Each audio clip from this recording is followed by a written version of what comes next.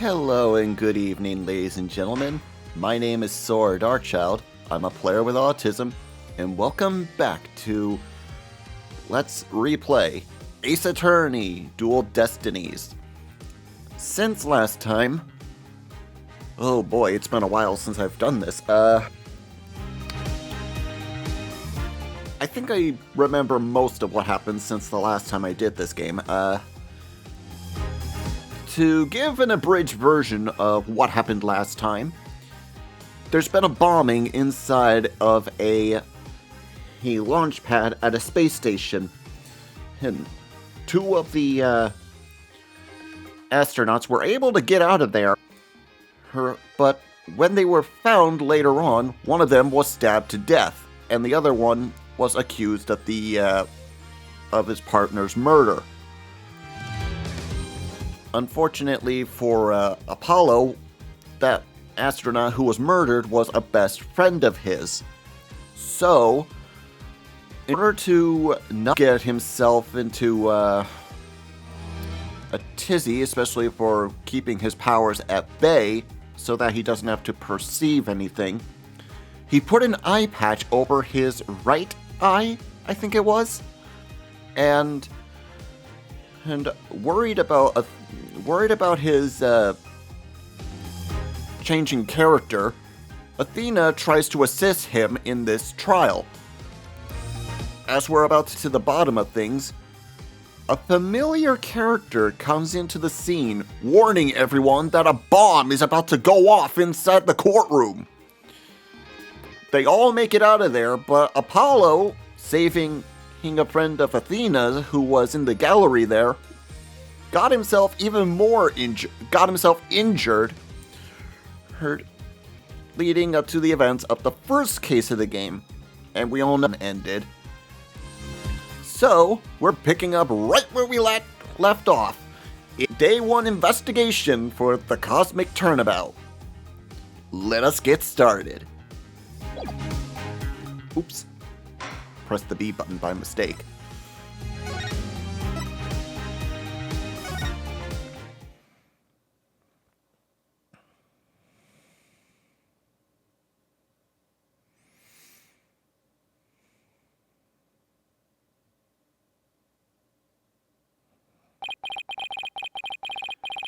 In the middle of the Space Center bombing trial, we had another bombing incident.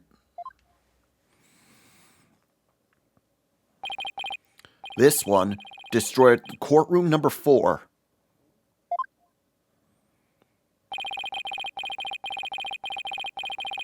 Furthermore, Apollo suffered massive injuries from being there when the bomb went off.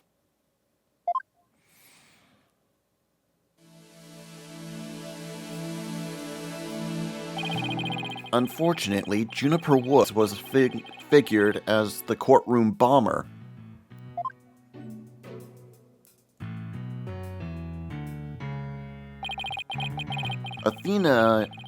Athena and I knew she had to be innocent, so we took her case on.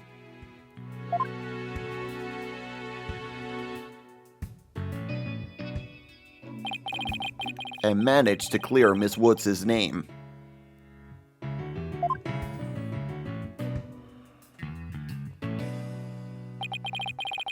But Apollo sustained further injuries when he was attacked by Ted Donate.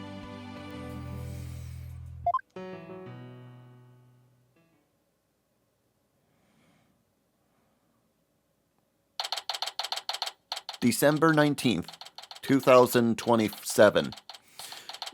8:21 p.m. Wright Anything Agency. Apollo is a tough guy, but this is taking its toll on him. Yeah, poor guy. Being attacked by Tonate like that on top of all his other injuries? Apollo is resting at the nearby Hickfield Clinic. I've had some experience with that place myself. What an awful turn of events. I've never thought he'd land in a hospital of all places.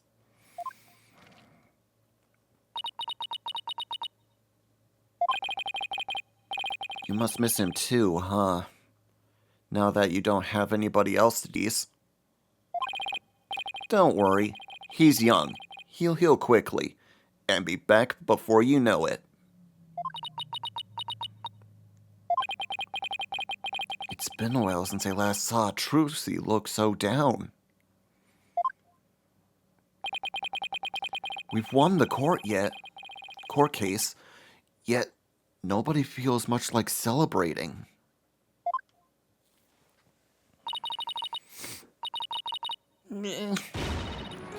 All right, enough of this, people. This is no time to be moping around. Now dry those eyes, both of you. You're the only one who's crying, Athena. Technicalities. Look, we have work to do. We have to take over. Take over what, exactly? Space Center case, of course. As no verdict's been reached, there's still a chance. I agree with Athena. We should pick up at Mr. Starbuck's defense. We have to avenge our fallen comrade, right, Daddy? Apollo isn't exactly fallen. He's still alive, you know. Good. Now that that's settled, let's get going. Come on, we gotta run. Wait, right now? We better not be running the whole way. There she goes. I'd better catch up. Can you take care of the office, Trucy? Sure thing, Daddy. Let's be careful out there. In the meantime, I'm going to bake some cookies and fill my magic panties for you. Trucy seems to be feeling a little better. I can always count on Athena to perk everybody up with her enthusiasm. Oh, she's back. Don't mind me, I just forgot a few things. Wallet, phone, the documents, my bag. Sounds more like you're forgetting everything. I can always count on Athena for that too. All right, you two. Let's be careful out there.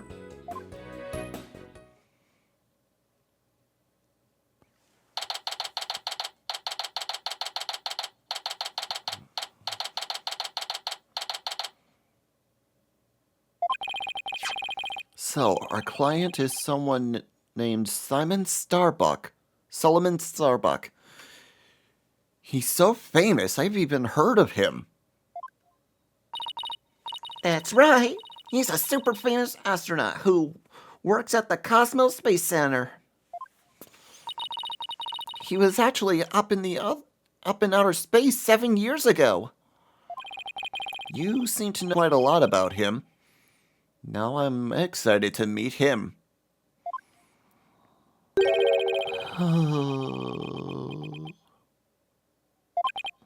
Wow, that was the longest sigh I have ever heard.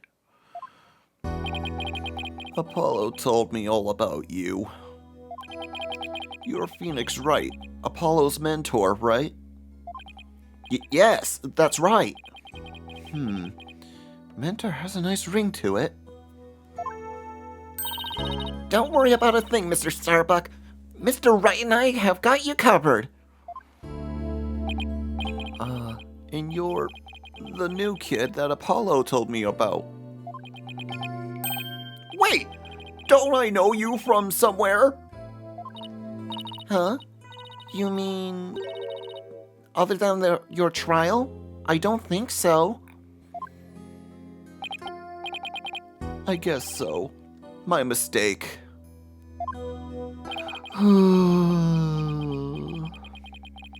My memory isn't what it used to be. My mind and body are kaput. Same goes for my life.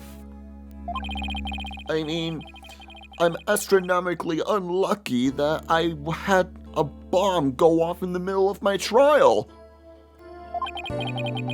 Trying to defend me would be like trying to enter the stratosphere without a spacecraft. Yikes! He's seriously gotta stop depressing himself. Cheer up, Mr. Starbuck. Besides, that thing you said about entering the stratosphere, that just means we'd shine like shooting stars, right? Shine like shooting stars, huh? You know, you're right. Why didn't I think of that? All right. Hey, that's what we're all about. All right. That's what we were all put on this earth to do, right? To shine like stars. Guess I shouldn't mention the fact that shooting stars burn out in a flash. Ah, yeah! Here we go! 3, 2, 1! To the stratosphere and beyond! Yeah, I feel alive now. You can go ahead and ask me anything you want. Is that really all it takes? Alright, let's talk and get some information out of him. So, you have no memory at all of the incident?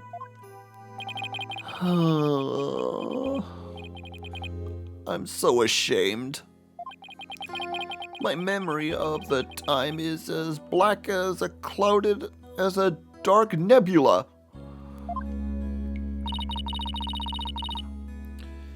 Still, it's strange you don't remember a thing. Are you sure you didn't take one of those anti-anxiety pills like they said at the trial? You got it all wrong. I told during the investigation too. I don't know anything about any drug or took any medication. I swear. It is true I developed a fear of space because of what happened 7 years ago. And I was taking medication secretly every now and then when my anxiety got bad. Having a fear of space is not something an astronaut can brag about, you know? So the so-called Hat 1 miracle. That must have been a terrifying experience. But I'm still an astronaut at heart, come what may. I would never take drugs that might impede my performance just before a launch. That launch meant everything to me. That's more certain than the theory of relativity.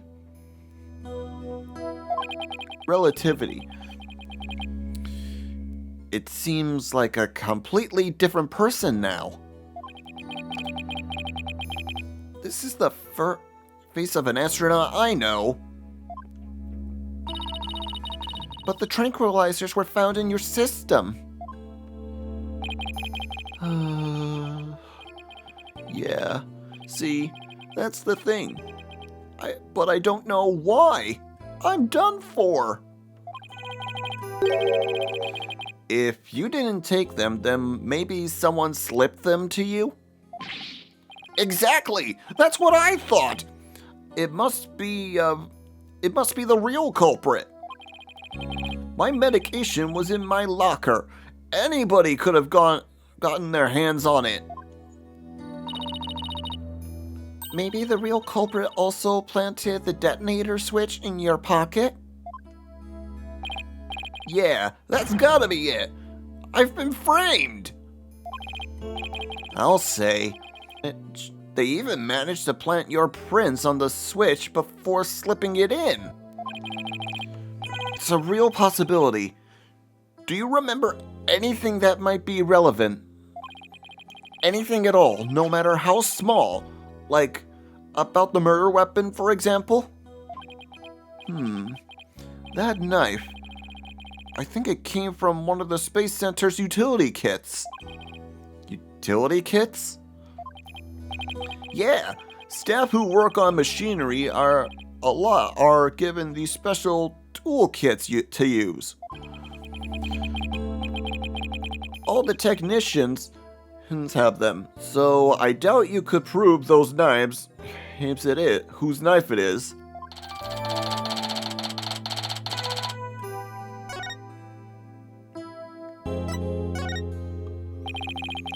As I recall, your last trip into space was 7 years ago, right? That's right. It was a pretty rough experience. During that mission, we had all kinds of problems with the craft. You did? What kind of problems? Power failure, oxygen leakage, busted radio, cracked windows, loose control column.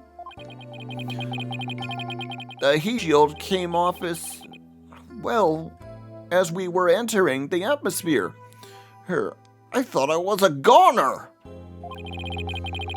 But I managed to make it somehow with the popsicles and packs in the freezer. No wonder they dubbed that the Hat One miracle. It's a miracle you made it back.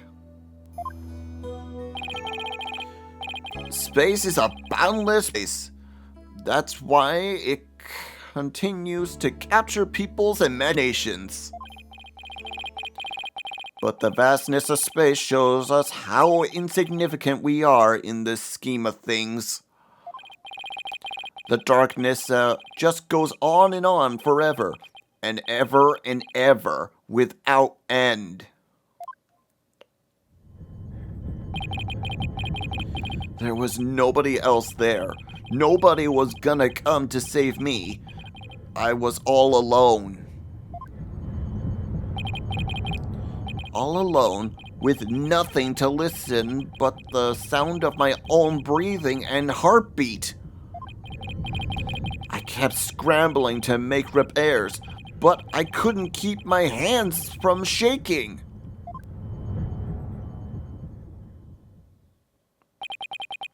An experience like that would make anybody afraid to go up into space.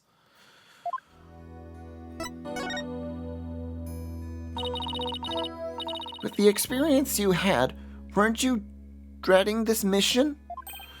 What? No way! Of course not! Even now, I want to go up into space so bad I can barely stand it.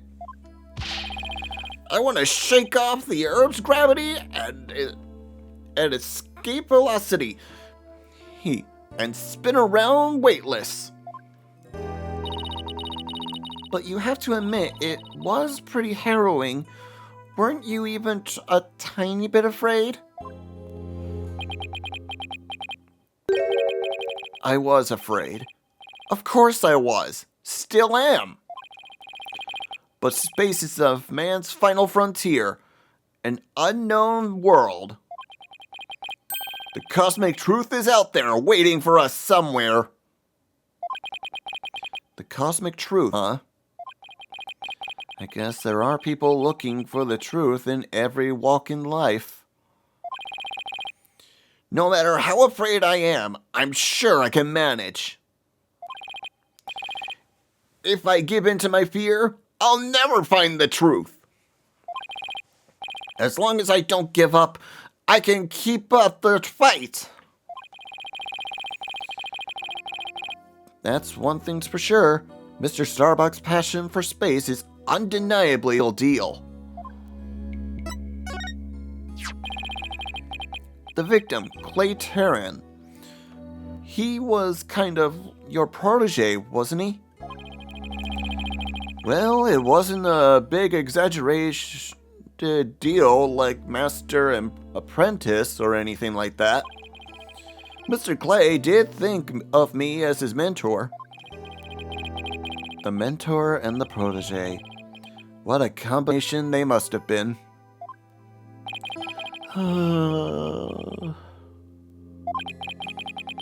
With his encouragement, I knew I could get over my fear and go back into space. But now, Clay must have been encouraging him, huh? yeah, it's funny really. Whenever I hear him shout, "You're fine!" I always got the feeling everything really was gonna be just fine. You're fine. Apollo says I'm fine and you're fine all the time, too.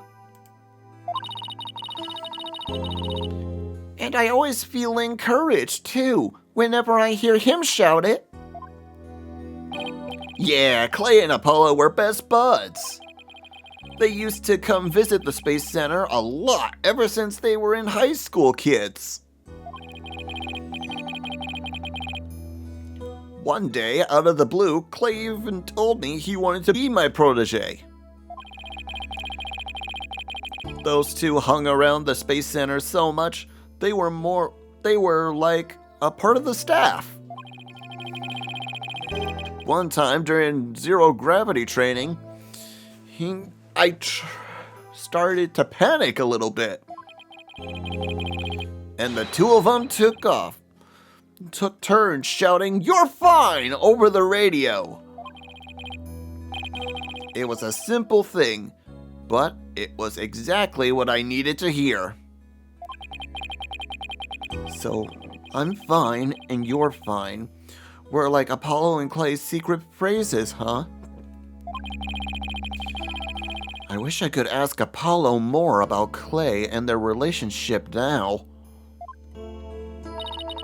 Speaking of Clay, how do you suppose he climbed the ladder with you over his shoulder?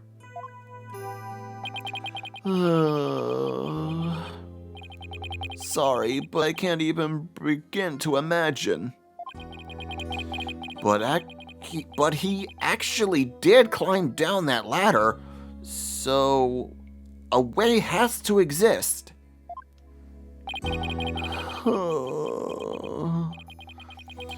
From the freedom of space to the walls of a cell. But that prosecutor said the dark night sky isn't half bad through barred windows. Fine. Solomon Soul Starbuck is fine. Everything is going to be all right. Huh? And Athena Sykes is fine. Come on, Mr. Wright, you too. Do I really have to?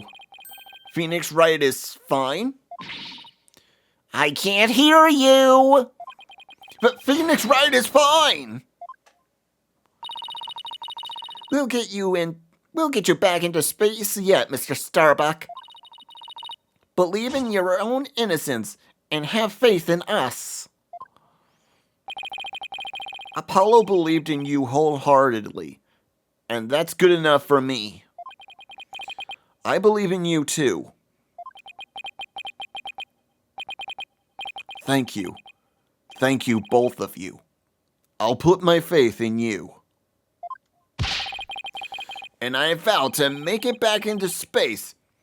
And all I need first is a not guilty verdict. I'm sure it sure feels nice to reassure ourselves every now and then that we're all fine. All right, Mr. Wright. Let's get our investigation on the Space Center started. Pronto! Good idea. Let's go.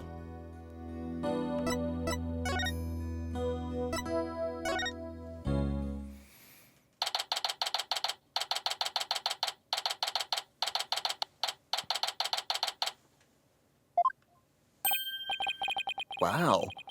I was wondering what kind of place this Space Center would be. It's almost like an amusement park of the future. Yeah, did you know how they even let the public see the rockets up close? Oh, so check it out. Look at how brightly the Gaxia logo shines in the sunlight above the entranceway. They really dig the stars and rocket motif it's got going. Gaxia, huh? Isn't that the new name of the Federal Space R&D program? Yeah, but why the strange acronym? I mean, what is Gaia supposed to stand for? Her Galaxia?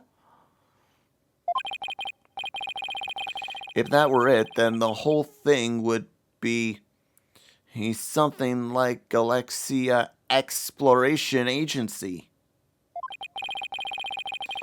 Which, if you ask me, I'd have abbreviated to Gaxia, Gaxa, or even Gaia. I guess so. Oh, I know.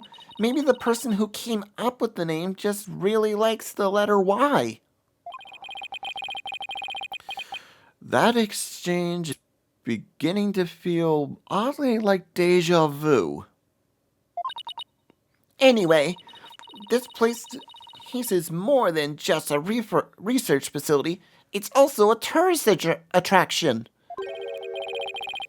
Tourist attraction? Don't make me laugh. It's a monument, hint of the human race. Galactic shooter, full speed ahead!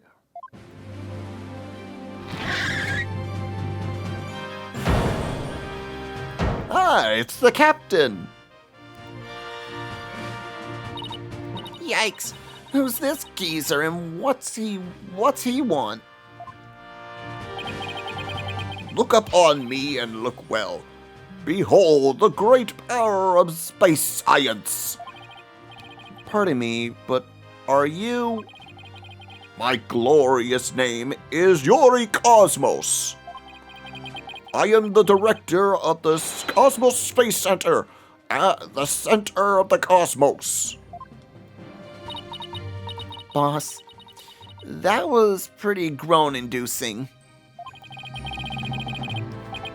If this person is the Space Center director, then that means... Aha! So you were one of the first to discover Clay's body, weren't you?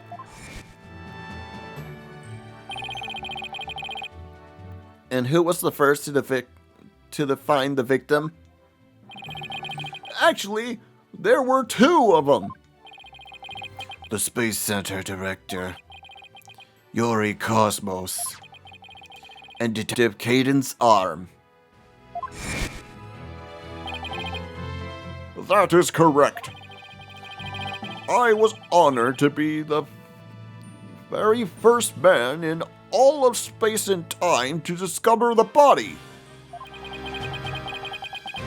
But this talk of the innocent incident, are you by any chance the space police? You can't tack the word space onto just any old thing, you know. We're Mr. Starbuck's lawyers. We're here to investigate his case. Oh, and we're Earth lawyers, by the way. Ah, I see. Yes, I've heard about you. In any case, by my esteemed privilege, I grant you permission to investigate. I trust you are appropriately grateful. Well, now, go ahead, have at it. I can already tell he's going to be nothing but trouble. Don't let him hear you say that, or you'll see what trouble really is. Let's just be professional and ask him about what he found when he found the body, okay?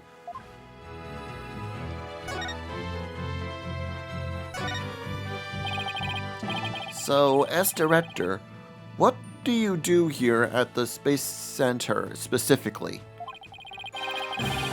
defend peace across the galaxy, and promote space development in this country. No matter what obstacles stand in our way, we keep going, for the sake of mankind. So, I believe I used the word specifically in my question. Attention all personnel! To your break stations. Prepare for break! Oh, I get it. You just wander around and tell people what to do in self-important manner. That is exactly right. I am an important man. My manner is important. Mr. Wright, this man doesn't get sarcasm. Well, there's bound to be some people like that. There is the boundlessness of space. What's that? You want to know what it is that makes me important specifically? Very well, I will tell you. I was the central figure of the Hat 1 project. You may proceed to be appropriately impressed. Now, go ahead, have at it. I might be more impressed if I knew what he did for that, specifically.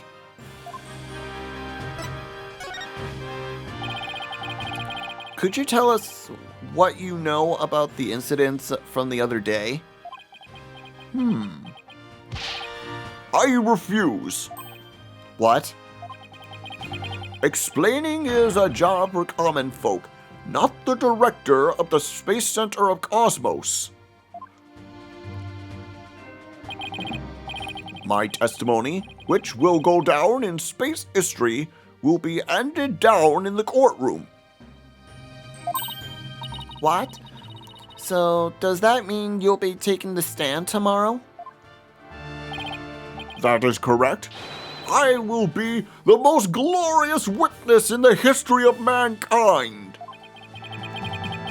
I'm not sure if he really understands what being a witness is all about. Looks like Director Cosmos is the type that only talks about what he wants to talk about. Then let's at least try to ask him about the things he might be willing to open up about.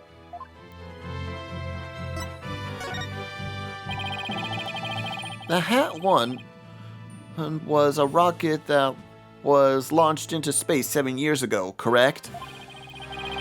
And despite numerous problems, it somehow made its way back home? I suppose it is part of my job to educate ignorant young folk like you. Very well.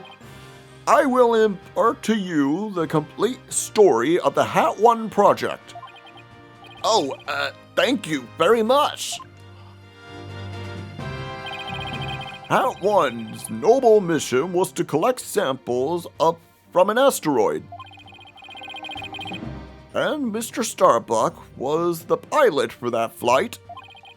Eventually, the one reached its planned orbit. From where it launched, the whole probe hoped towards the asteroid's belt.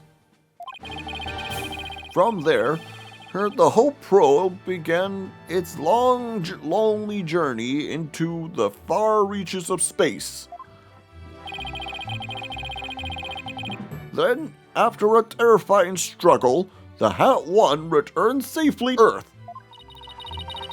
That struggle was when the incident known as the Hat 1 miracle occurred.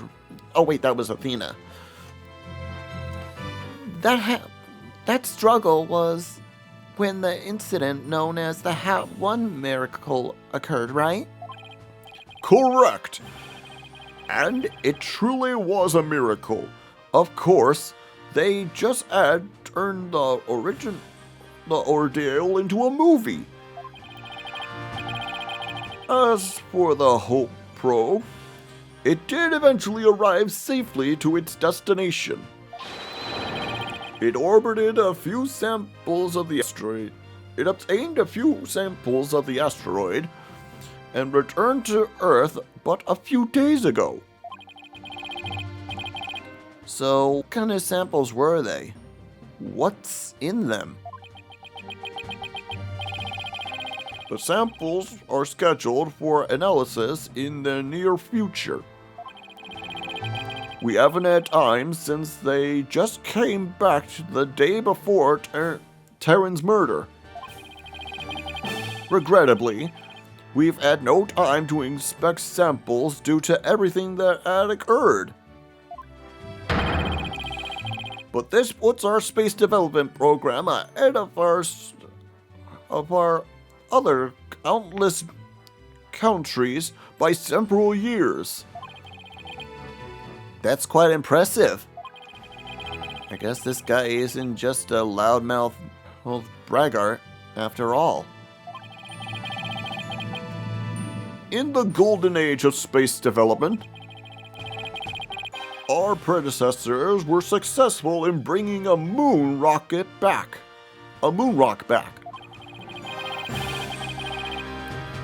That is the greatest achievement in the history of this space center. The public fell in love with space and all of its glorious potential. A moon rock, huh? I remember that being big.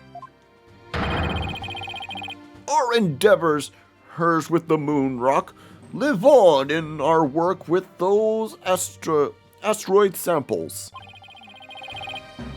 I want to bestow new hopes and dreams for the future upon mankind once again. That is my mission as the one man who stands at the center of the cosmos. I hear there's a lot of research into moon rocks and stardust from asteroids these days. They say the results could potentially have a huge impact on all of civilization. It's like we're in a new space race with every other country out. What? Bite your tongue! It's not for anything so base as money and politics. It's all for the brilliant future that awaits mankind, and all for my illustrious mission. With the recent budget cuts, my staff tells me finances are tight, but I won't hear it. I guess even a space program has to watch its budget. By the way, you seem awfully knowledgeable about this kind of thing, Athena. Huh? Oh, well, you know. I thought I'd better brush up for the case. Is that so? Well, I will be on my way. As you can see, I'm a very busy man and very important man. Galactic Scooter, fire up the main engines, max battle speed, and engage! That thing's surprisingly fast. I guess we better get going too. You bet. Let's make it so. Okay. Let's try the boarding lounge.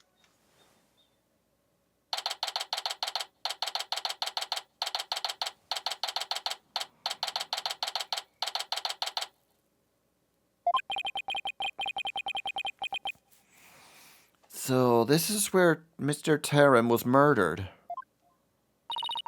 Yeah, this is the lounge. Let's see what the diagram the police made again. Right now, we're in the main building, in here on the right side of the third floor. Clay and Mr. Starbuck had fled here from the launch pad after the explosion. You there! No admittance without express permission! Mr. Starbuck, we're Mr. Starbuck's lawyers. We came to investigate. Sorry, nobody gets in without permission, not even the police superintendent. Can't have Detective Fulbright getting mad at me. So Detective Fulbright is here, huh? Yeah, he's in the Launchpad 1 corridor. Go get clearance from him, and then we'll talk. Leave it to me. Hey, I'm great at getting intel out of Detective Fulbright. Let's see. What trick should I use on him today? I don't know if I should be grateful or afraid. So, to get to the Launchpad 1 corridor, we just have to go through that door. With the blue rocket on it, I think. Wait, that door? It looks awfully familiar. Good day there, boss.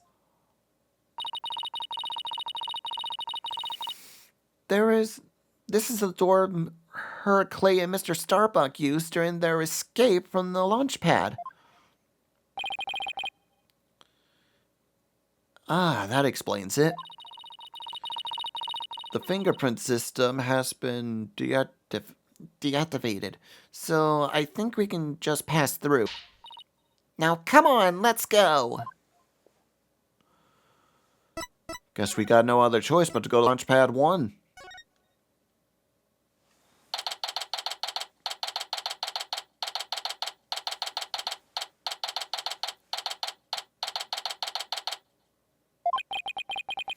So this is it, huh? This is the corridor the two of them used for their escape.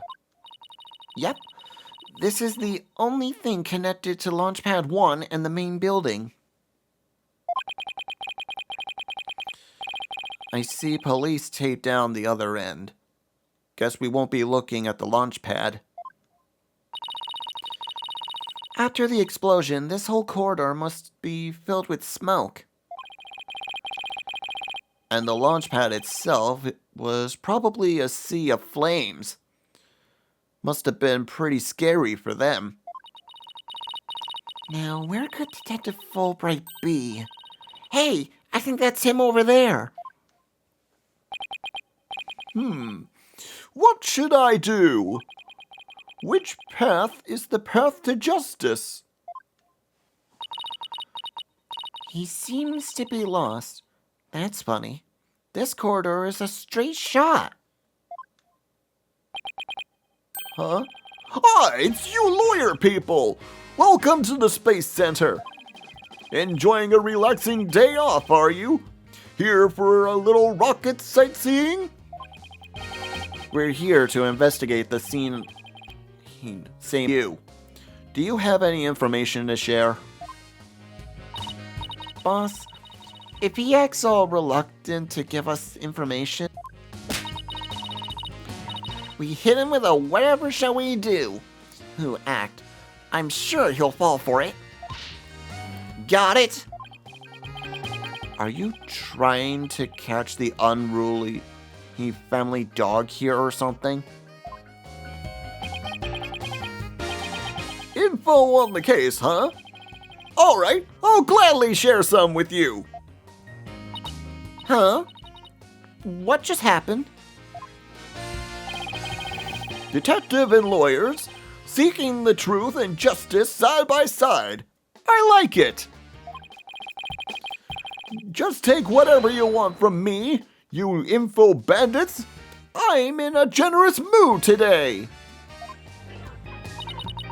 I don't know. There's something weird about Detective Fulbright today. Well, we need information, so let's run with it.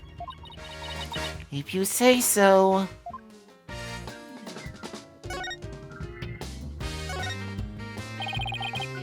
Detective, could you give us permission to investigate the crime scene? There's an officer on guard, and we can't get in. Oh, whatever shall we do? That's an easy one. I'll let them know over there to let you in. Investigate to your heart's content. Take a week if you need. A month even. Shall I have some snacks delivered? One of my men gives a mean neck rub. No, that's okay, but thanks. Definitely not the full bread I know. Detective Fulbright is acting sickeningly sweet. It's kinda gross, actually. Do you think he hit his head on or something? Who knows? Whatever the case, it's making our lives way easier.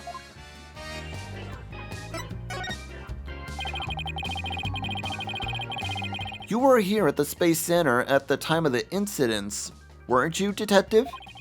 That's right. I was here on the security assessment. The police were required to secure rocket launches now? I didn't know that. Ah, yes. Well, you know us. To serve and protect. The explosion occurred while I was here on duty, so I started leading the investigation. He's leaving out a lot of details, but okay. Could you tell us more about what happened? Of course! The bomb went off on the second floor of the main building. Right after that, hit the one over in Launch Pad 1 also blew sky high. So I immediately instructed visitors and employees to evacuate to the shelter. The shelter? That's right. There's an evacuation shelter in the basement of the Space Center.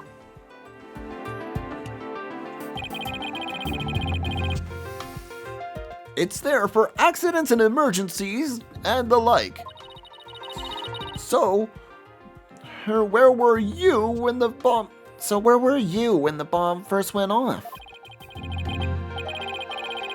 I was on duty on the 4th floor. It was quite a madhouse, I tell you. The elevator wasn't working on account of the explosion. And the stairs on the 2nd floor were destroyed, so we couldn't go that way. Then wasn't it impossible to get down to the basement shelter? No, we lowered the emergency ladder from the 4th floor window and escaped that way. It was a folding ladder, so it wasn't very stable, but at least we reached the ground. After I secured the ladder, I left to take another round for any other survivors. Once everyone else got out safely, I made my way down too and headed toward the shelter. Wow. What an ordeal. But climbing down an emergency ladder kinda sounds fun. Thank you for your answers, Detective. They were very helpful. Just a moment. I have some more information to share with you.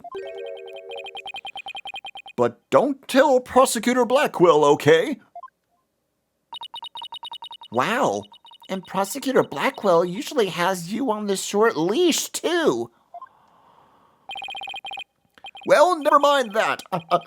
I thought you should know that there was a witness. A witness, huh? Could you tell us more about this witness? Sure thing. The witness was the Space Center employee who was on the 4th floor. While she was climbing down, she looked through look through a window into the third floor lounge. So she was looking into this crime scene from the outside? That's right. It was just a matter of chance that she saw something important. Not that I know what she saw exactly yet, though. You don't? But that's the most important thing of all. Don't you worry. Hey, I'll get around to investigating her soon enough. She should still be somewhere here in the Space Center. You might even run into her. The fourth floor employee, huh? Alright. Thanks for the info, Detective Fulbright. Gee, you sure are being cooperative, Detective. A little too cooperative, even. Yes, well, actually, Something you can't talk about? Yes, something like that. Anyway, never mind. Don't worry about me. Well, I'll be on my way now. What was that all about? Something is definitely going on. I'm going to get it out of him next time I see him. Okay.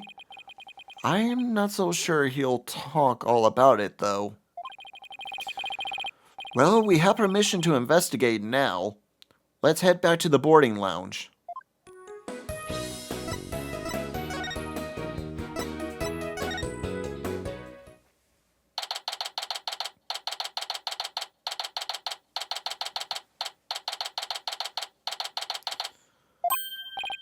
Ah, you two. Detective Fulbright has granted you permission to investigate. He also said I should bring you some snacks or give you a neck rub too, if you'd like. Oh, that's all right, but thank you for the offer. Well, time to roll up our sleeves and start investigating. Now let's see. Where's that diagram again? So, this is the lounge on the third floor of the main building. And according to Apollo, this is where he believes a third party killed his friend. Well, let's stop and recap and start looking for traces of this third person then. You read my mind, Athena. We'll make that our first priority. There's just one problem, though. This room. It's just so big. Don't worry, we can use this to help us. The Space Center pamphlet? For tourists? Yep, picked it up at the entrance. The maps inside should come in handy. Let's see. Yep, here it is. A map of the lounge. This is the door we went through to talk to Detective Fulbright. Oh yeah. That's the door with the fingerprint recognition lock. Well, I guess this map will make things a little easier.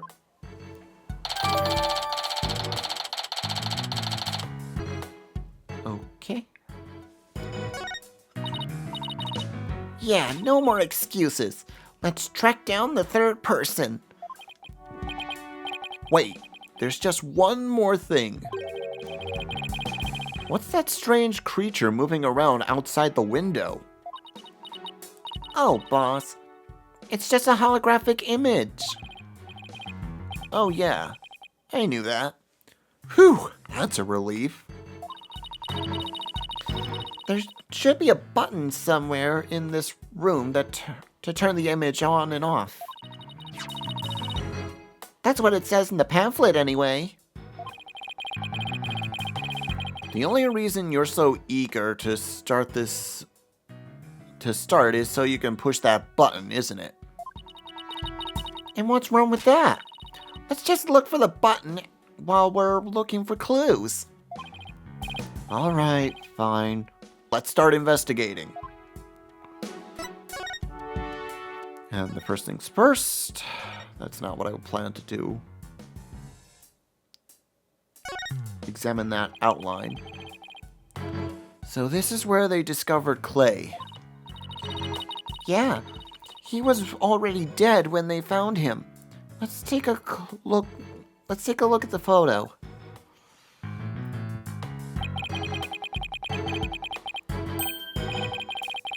So he was stretched out like this, and what's that thing that looks like a thermos?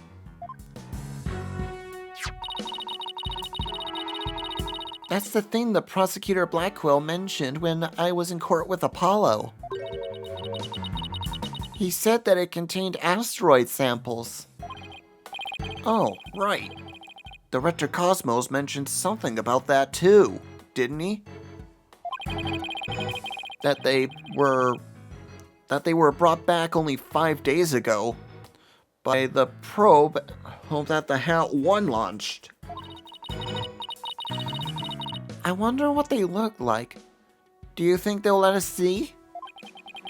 Let's think about that after we solve the case, okay?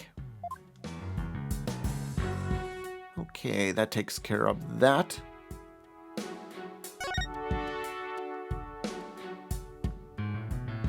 I see a crack on that thing. No matter how I look at it, all I can think of is torture device. But I guess it's a training device for getting used to zero gravity. Uh-oh, Athena has an odd glint in her eye. Is she thinking about trying that thing out? I should try to stop her, but I'm afraid she'll just outmuscle me. Hey, Mr. Wright, look at that there. Some kind of fragment? It's stuck in tight. Oh, so that's what that glint was all. That color looks familiar. I think it's part of the oxygen tank. I think you're right, but if that's there, it means Clay's tank ruptured after they arrived at the boarding lounge. So, Prosecutor Blackwell's theory that Mr. Starbuck dropped Clay down the ladder must be wrong. This proves that both of the astronauts were alive when they reached the boarding lounge. So, Apollo was right. The scene of the murderer wasn't the launch pad. Way to go, Apollo! Okay. We examined the body. We examined that. Let's see. There's a lot I need to examine here, if I can remember them all. So this is the fingerprint recognition device. I guess you could put your hand on this hand mark.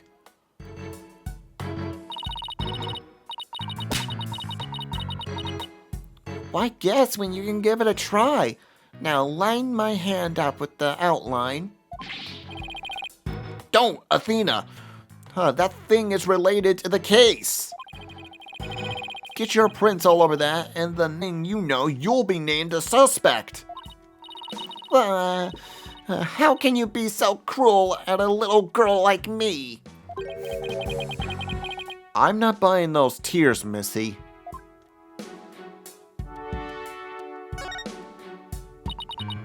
Let's see, this door is where's that pamphlet?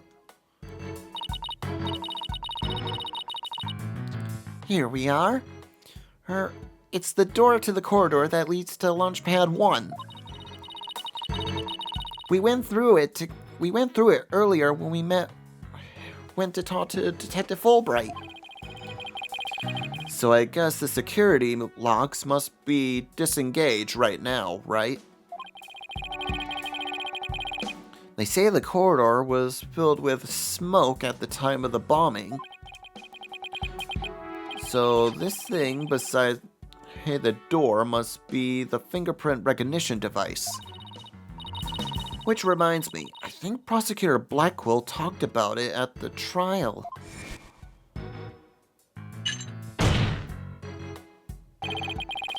The notion of a third party in Launchpad 1 is utterly absurd.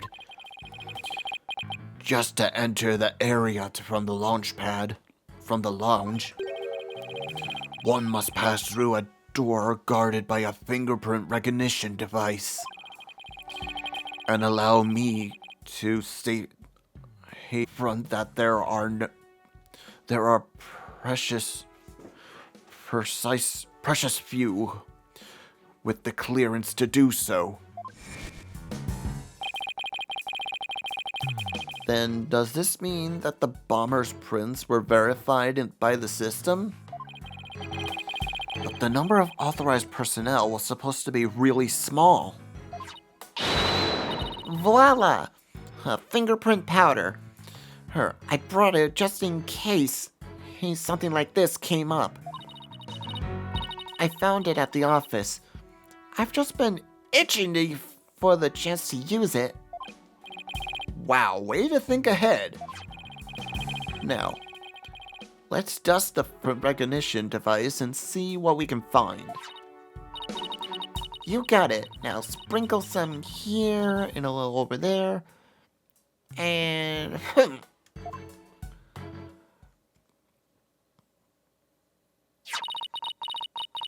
let's see what we have here. Oh, we've got something. Oh, it's only a single set of prints. What's that? Isn't that a good thing? Sure wish we could figure out whose prints these are. Although, I doubt we'll be so lucky as to get the culprit's prints on this first try.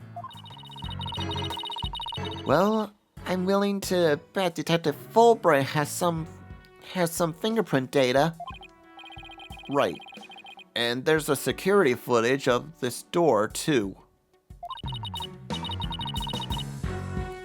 Yes, here it is. It came up in court the other day.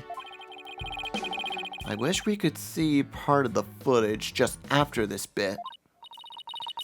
Oh, because that would be right before the murderer, wouldn't it?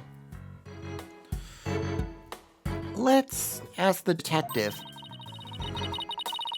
With the mood he's in, he'll probably just show it to us right away. Yeah, he's in almost too good of a mood today. Let's see if we can find him again once we're done with this room.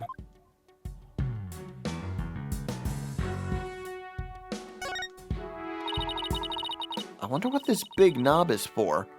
It looks like the knob of a stove.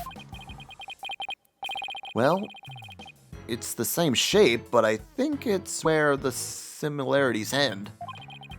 I mean, it's behind a glass pane.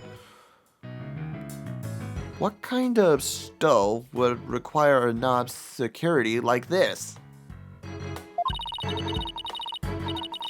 Well, the knob is straight up and down, so if it were a stove, the burn would be off. Right. If it was for a stove, still, I wonder what it's really for. Something turned on by a knob that's not a stove. How about a rocket engine? If you had to start the engine here, the rocket would take off before you could get in. Then I guess we'll have to say for now that it's a mystery knob. I guess. Oops. Nothing special here. Let's see. What do we got over there? What's this over here? What's this? A trap door? It's a trash chute. The cleaning robots throw garbage out from there. The robots do cleaning? What a futuristic world we live in. I just hope they don't revolt like they do in the science fiction movies. No way. All robots here are very nice. Actually, wasn't there one in the Launchpad 1 at Corridor? We can go say hi to it if you want.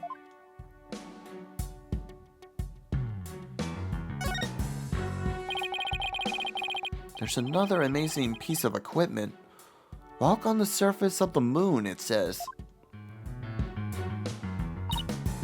Oh boy, I want to try it. Gravity's weak on the moon, so I bet I could do mid-air somersaults. We're still on Earth, remember? Besides, it's connected to the ceiling. Well, at least I could jump really high. There's a sign on the wall that clearly says, "Don't jump too high." Then what good is this thing? Didn't I say in the beginning, walk on the surface of the moon?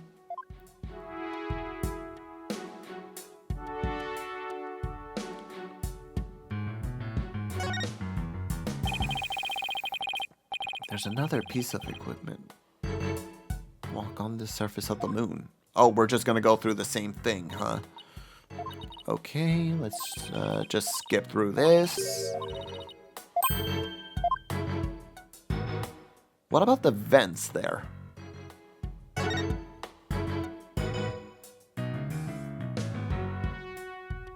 I see something shiny.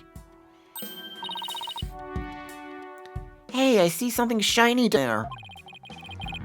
Let's take this cover off then. What's this? It looks like a metal jelly bean. It's really small, but it's a bullet. It's only about 3 millimeters in diameter. Let's see. What would make the caliber 10? Caliber refers to the diameter of the gun's barrel, right? Yes, but I've never heard of a 10 caliber gun before. This bullet must be for a special kind of gun. But if you tried firing a bullet this small with a regular sized gun, would it just fall right out? Yeah, it must have been a really small gun. I wonder if how the bullet ended up here.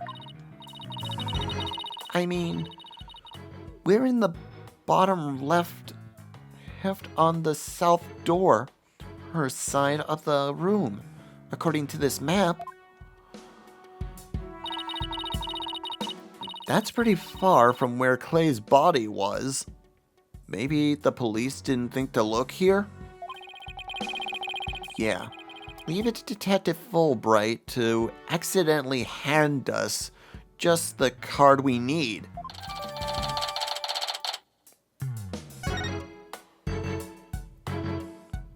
Okay, back out. I see a crack on the window.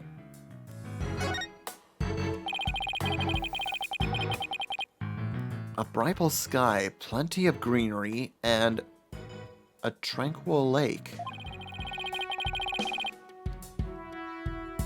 The idyllic scene stretches on as far as the eye can see. It's beautiful, but it lacks something to make it truly captivating.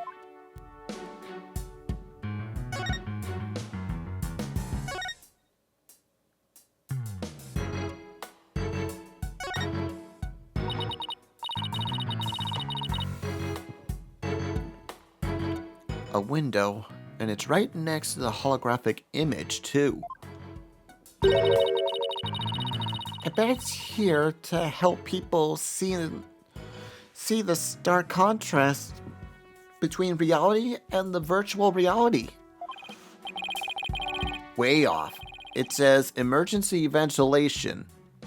You know, to clear smoke from the fire. It's pointing out the virtual insanity of reality. Okay.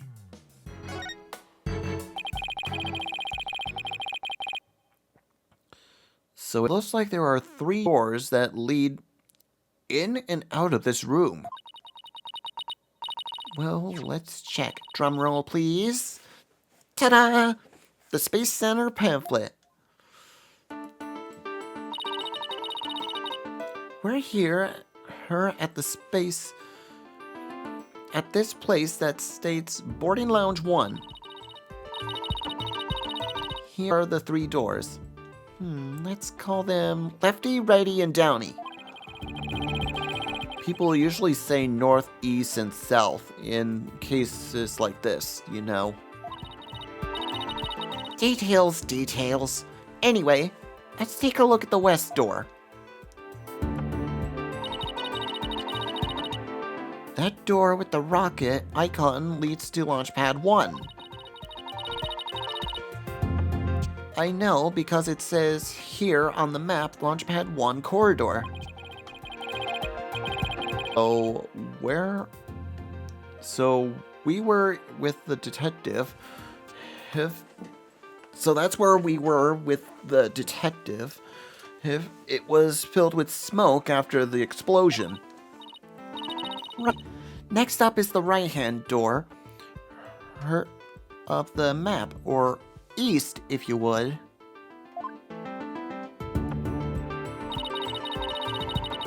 That's the satellite dish icon to signify communication, aka control room. Yep, it definitely says control room. Looks like it has another door to the opposite side. They communicate and exchange information with probes in space from here. So, it's the center of the Space Center. The Space Center, if you will. Does everyone start to talk like Director Cosmos after they've been here a while? But it seems that they built a new command center on the 6th floor. That's what they used for the Hat 2 mission. So this control room was empty at that time. I've always to see the inside of a mission control room. And since we're here, I'd love to do that too, but it doesn't look like we'll be able to. They want to keep the curious kids like you out. So the door is protected with the fingerprint recognition. Only the director can go through. With that much security, I'm definitely not the only one looking to keep out Athena. Apparently, the locks is also hooked up to the backup generator in case of emergencies. That's interesting to know. Okay, what about the last door? This lower door, south door, leads to the elevators.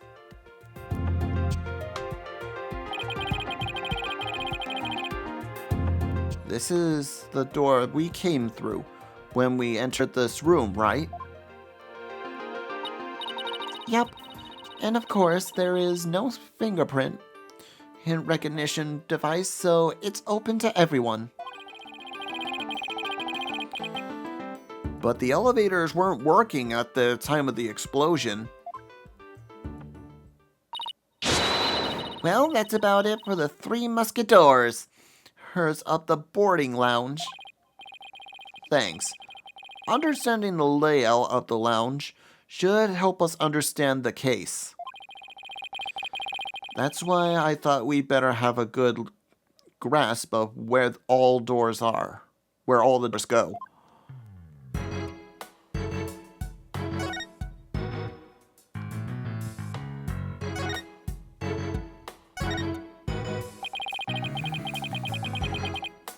At first glance, hence it looks like a peaceful landscape, but when there's a but then there's that creature. Didn't the Hope probe go to some planet? Maybe this is what the surface looked like? I don't know. Oh, I think it would have made the news if they discovered a creature like that. It did make quite a bit of news, though. Even the probe came back. Yeah, but the Hope probe didn't even go to a planet. It went to an asteroid. That's a big rock kind of thing. Even aliens can't live there. Now, if I can just find the switch that would turn the thing off.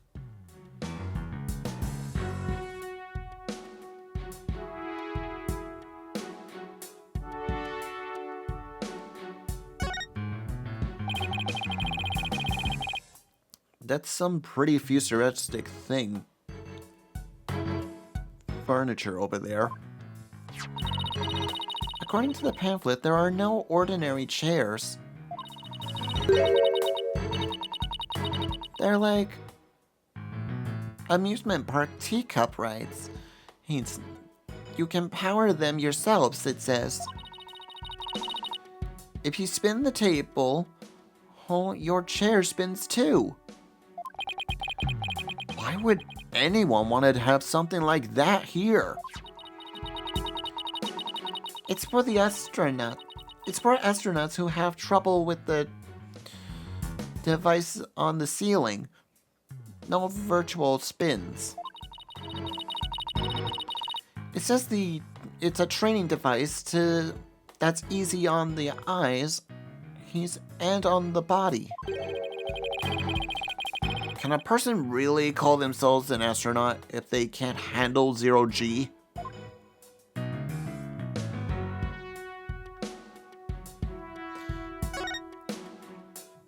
Now, where's the switch that I'll turn off the hologram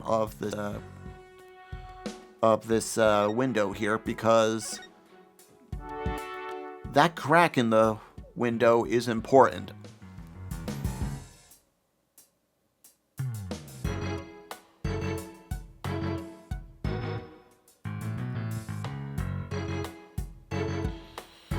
Oh boy. It's been a long time since I've done this series. There's gotta be something here I'm missing.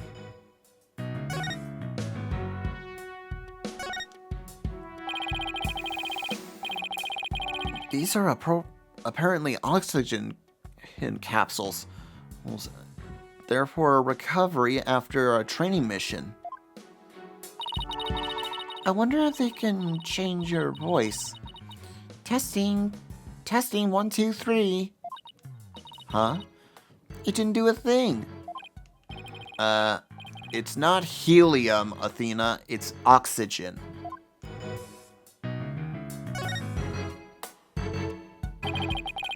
There's some kind of panel with 2 buttons on it here. Just push it. Hey, it's the inevitable principle of buttons. There are such things as buttons left unpushed.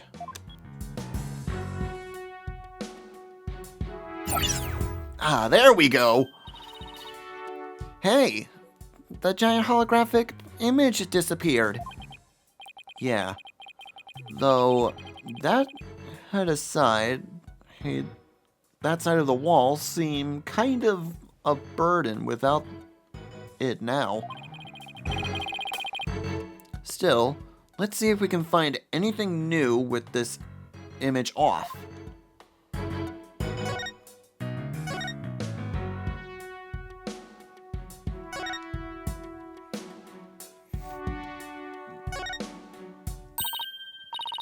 Hey, Mr. Wright, look at this. It looks like a bullet hole. Great find, Athena. It's pretty big. Whoever fired this shot must have been using a large gun. You think so? Based on my experience, I'd say this was fired from a regular pistol. Well, whatever size it was, somebody fired a gun in here, right? Apparently.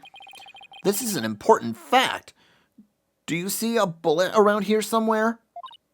No. The police must have taken it, though.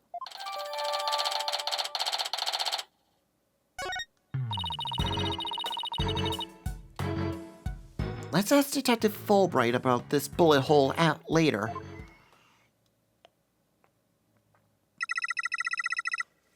Welcome to the Space Center guests. Welcome. Yikes! What in the world? My name is Ponko.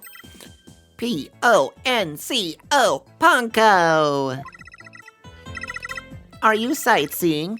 Are you lost? Are you looking around? Choose one. I will guide you. It's a robot? I am not a robot. I am Ponko. Psychological observation and navigation cooperation companion. P-O-N-C-O, Ponko. Well, I'm glad that we got that cleared up. Oh, Ponko, I missed you. Huh? Do you know this thing, Athena? Oh, she, showed us around the last time when I came here with Apollo. Oh, you're such a good girl, Ponko. Oh, that's a good girl. Oh, thank you. I'm so happy, so very happy. Wow, a guide robot. That's pretty cool. My name is Phoenix Wright. Nice to meet you. I don't know you. Huh? Ouch, that hurt. Oh, she has a register of people for the first time. Please register him, Ponko. Certainly. Commencing guest registration. Please tell me your name. A nickname is fine, too. Huh? His name is Phoenix. A bit overly familiar, but I'll allow it.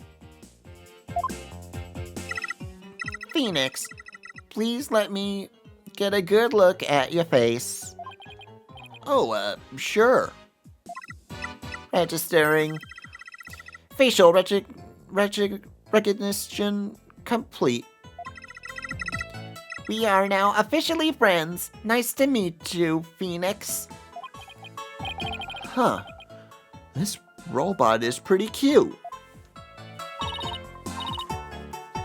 You made a friend, boss. Isn't that great?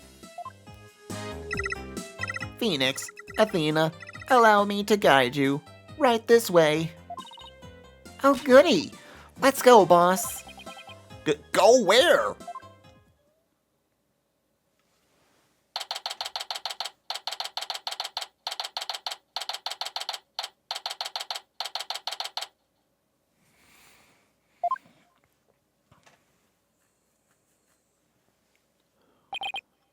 Oh, wow.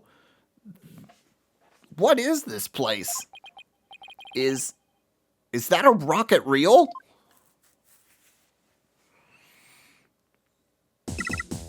Welcome. The Space Museum is open to the public every day of the year from 9 a.m. to 7 p.m. Learn about the history of our nation's space development and the Hat 1 project.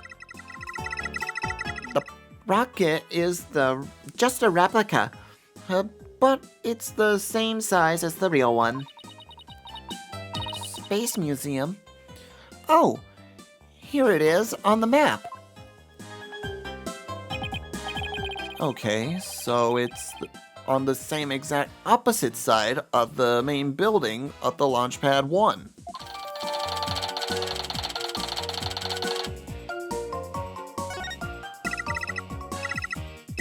Ask me anything. Anything I will explain. Guess we're talking to this robot now. This is quite the place. I can't believe we get to see a rocket this close up. This is a replica of Hat 1 that was launched 7 years ago. It's exactly like the real Hat 1 inside and out.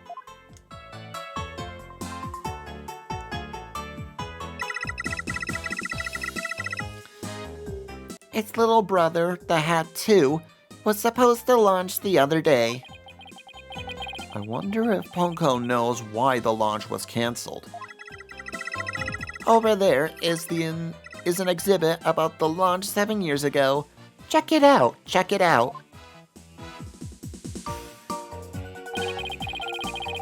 Spacesuits, photos, newspaper articles. I'd like to come here again on a day off. Hey, what's this photo of?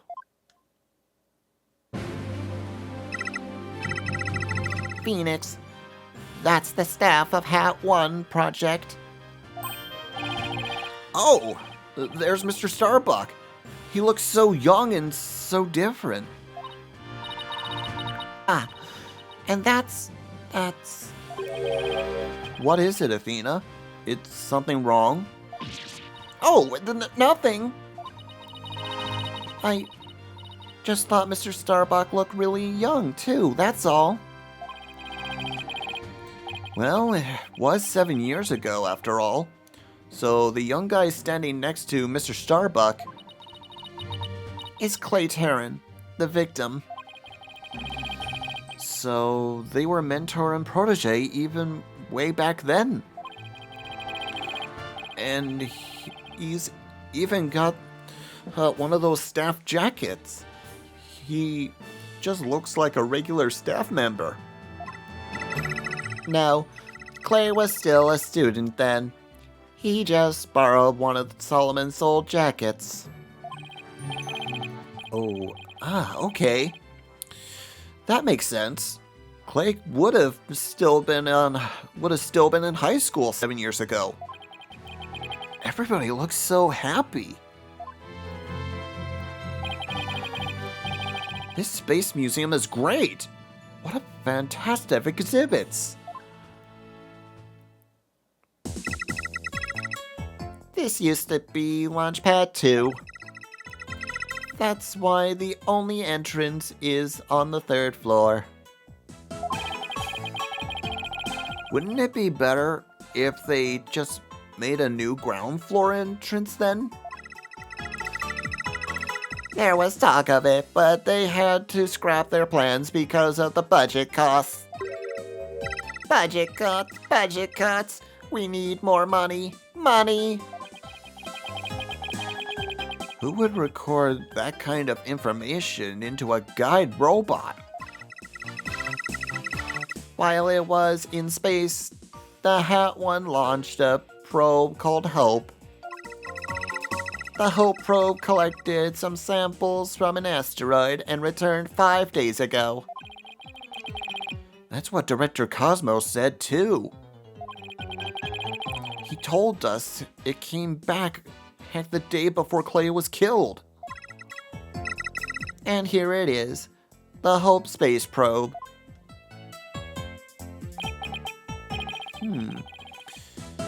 I think I've seen that logo somewhere before. Let's see. Oh yeah! That capsule that the victim was carrying. I think it had the same logo. think it can be seen in the photo attached to the autopsy report. Maybe she'll give me more information if I show it to her. Let's do that. Honko, would you recognize the capsule here in the top right? Checking. Registering data.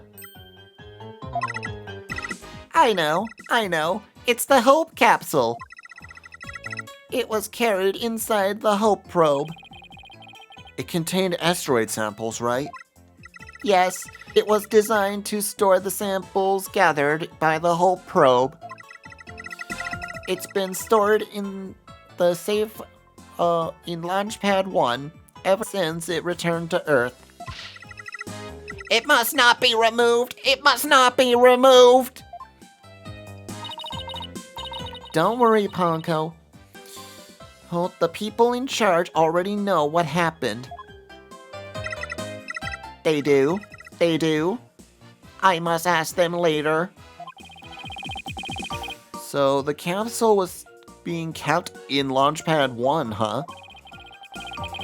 Maybe Clay was trying to carry it to safety after the explosion.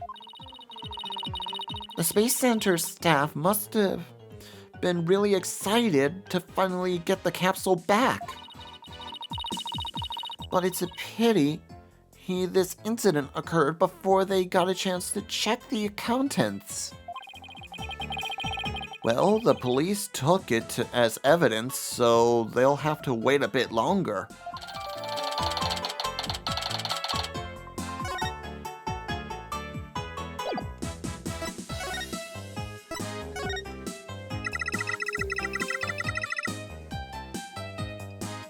The way the Space Center launch pad is set up is really cool.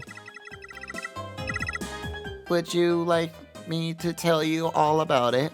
Would you? The setup of the launch pad?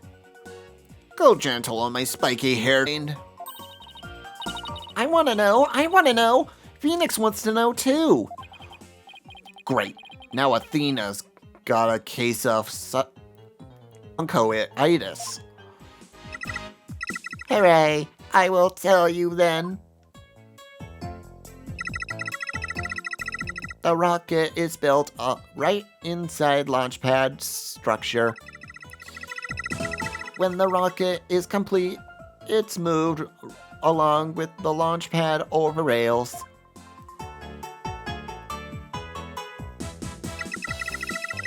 And brought into position at the launch site. Isn't it cool? Isn't it? We used to have a big budget, so that's how we could build it all. That's very cool. A grand setup that suits an important place like the Space Center. I guess everyone is hoping for a bigger budget next year. Myself included. I'm guessing the whole thing is operated from the central control room? Huh? That it is.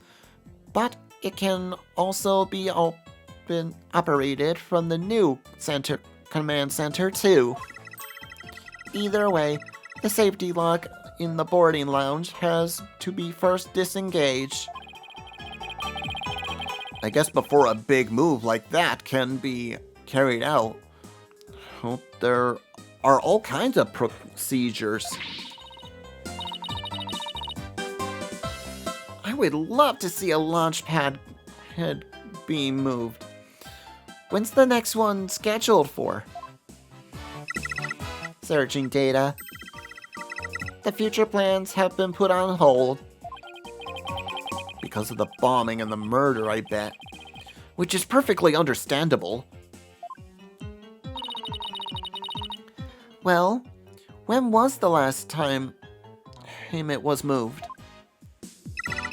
Searching data. I'm sorry. The answer isn't in my answer database. I guess Ponko can really answer certain questions. Well, we certainly learned a lot about the Space Museum. Thank you, Ponko. Oh, you explained everything very well. I love to explain. Thank you for listening. Thank you. You two are like old friends. It's hard to believe you've met recently. It's because Ponko is so friendly. Well, what should we investigate next? Let's go find Detective Fulbright. I have things to ask him. Let's see. The security footage and the fingerprint data, right? Okay, let's go back to Launchpad 1 corridor. Bye, Ponko. See you later. Come again, and don't forget to visit the gift shop. Poor Ponko. What a Dickinson in life we are all forced to lead.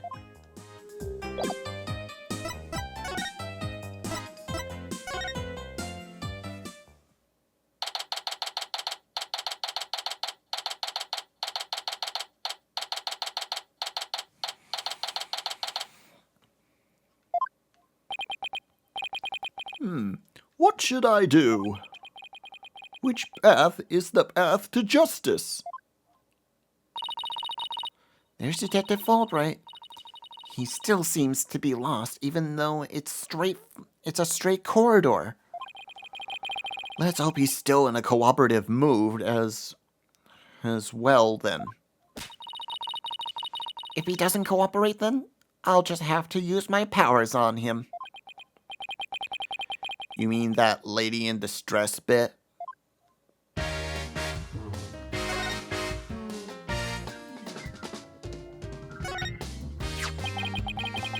We found a bullet hole in the wall at the crime scene. You did? And our team found that too. Who? It was Detective Arm who fired the bullet. Detective Arm? That's right. A warning shot for the defendant.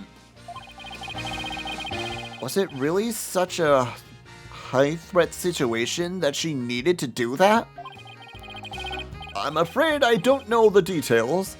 With Detective Arm gone and all. But I thought there were two people discovered the crime scene together. We already know Director Cosmos will testify tomorrow. So tomorrow will be about what he knows. Hey, you're pretty smart. That's exactly what we're planning to serve as the main course. I hope it goes down easy.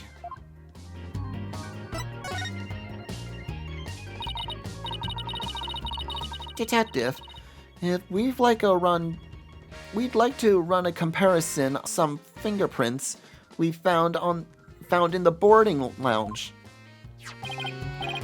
Ah, yes. I just happen to have compiled all the print data of everyone related to this case. I can always make another copy for myself, so it's all yours. Consider it a gift. This is quite a bit of data. Well, when I said everyone, I meant it. Prosecutor Blackwell said to dig deep, so that's what I did. It sure took a while, though. Whoa. Oh, he got Apollo's and my prints. He even got prints from all the robots. I guess when Blackwell says to dig deep, fingerprints didn't bother to... Fulbright didn't bother to ask how deep. Ah, Clay's fingerprints are here too. I personally removed his glove during the investigation. We had to get his fingerprints to confirm his identity after all. I still can't believe you took off his glove to get his fingerprints. Yeah, well, you can't blame me for thinking they're important in this case. There are a lot of doors that require fingerprint verification in the lounge. So depending on whose prints we find, it can completely change the tide of both sides. Makes sense. After all, the culprit's prints did get them and pass the fingerprint lock somehow. Oh, and take this picture. It might come in handy. Isn't that a photo of the Launchpad 1 door? Yup, but Prosecutor Blackwell seemed really interested in it for some reason. Huh? What's so important about this door? Beats me, but boy, could you see the gears in his head head into hyperdrive at it. Sounds like this is going to be a major point of contention tomorrow. Hey, don't forget about the point of comparison, boss. Right. Detective Fulbright, do you think you could run the test for us right now? Just leave it to me. In justice we trust!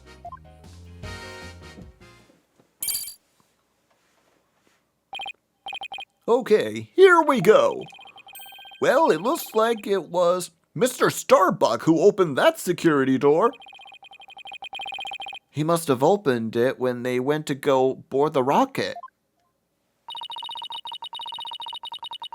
His heart must have been full of hopes and dreams for the space adventure right then.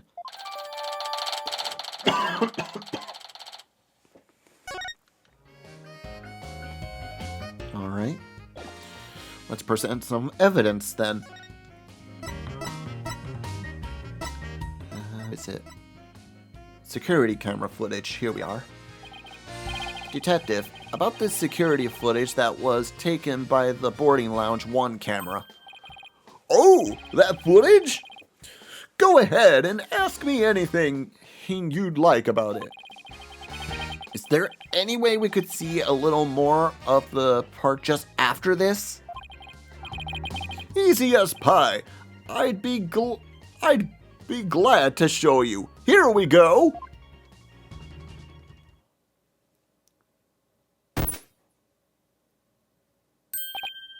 Huh? The screen went blank. Yes, apparently, the after effects of the explosion damaged the wires. So, there's no footage after this point. Why didn't you just say so from the beginning?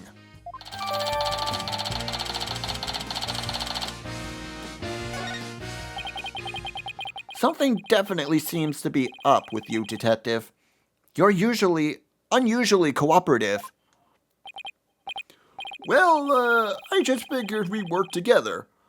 We'll get that much closer to justice, right? But it seems like something's really been bothering you. Don't you have some ulterior motive? You don't have some ulterior motive, do you? What? I don't know what you're talking about. I would never do anything like that. Okay, Cyclops! It's been a while. Oh, but those are definitely Cyclops. Did you just mouth psych? Is there something I should be psyched about? No, Cyclops. It's a system of locks on the secrets of a person's heart. I can see when people are lying, are trying to hide those secrets by using the power of this megatama. Presenting evidence can break those locks and reveal any secrets they're hiding. But Mr. Wright, how much did you bilk? How much did they bilk you out for that piece of rock? If you've been swindled, I know some lawyers who I can introduce you to. I'm more than capable of representing myself, thank you very much.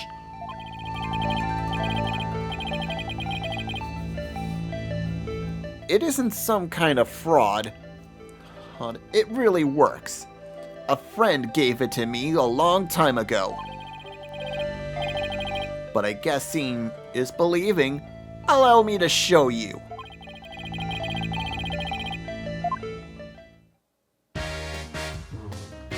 Take that!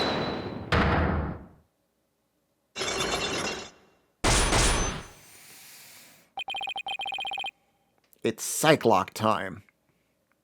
Why you're being cooperative, detective? I think you're hiding something, detective, so why don't you just tell us about it? What to do? Which path is the path of justice? Detective Fulbright is really in agony. I bet this is the issue he was torn over. I really understand what's been bothering you, detective. I really do. Something happened that goes against your principles, isn't that right? No! Oh, I don't know what you're talking about! Until the explosions occurs, everything was just fine. Is that a fact? Yup, peaceful as peaceful can be. Everyone whistling a happy tune as they did their job. You never saw a more relaxed guard detail for a routine rocket launch? I don't think the guard detail was as relaxed as you claim him as long as this exists. Let's see. Take that! Before the explosions, what was supposed to happen here was a rocket launch. And yet security was so tight, they even brought in a special task force. I hardly describe that as a relaxed guard detail.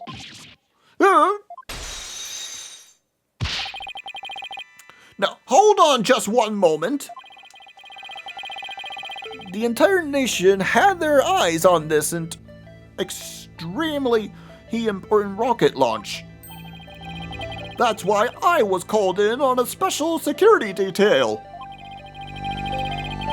As versatile as you are, I can certainly believe that that's true. But I say, it's very strange that this person would be the sort of person to... But I say it's very strange that this person would be part of that detail from the outset.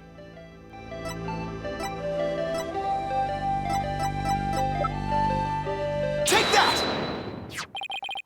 Detective Arn specializes in bomb cases. The fact that she was here on hand means that you people knew there was a possibility that a bomb would occur. You got me, Mr. Wright!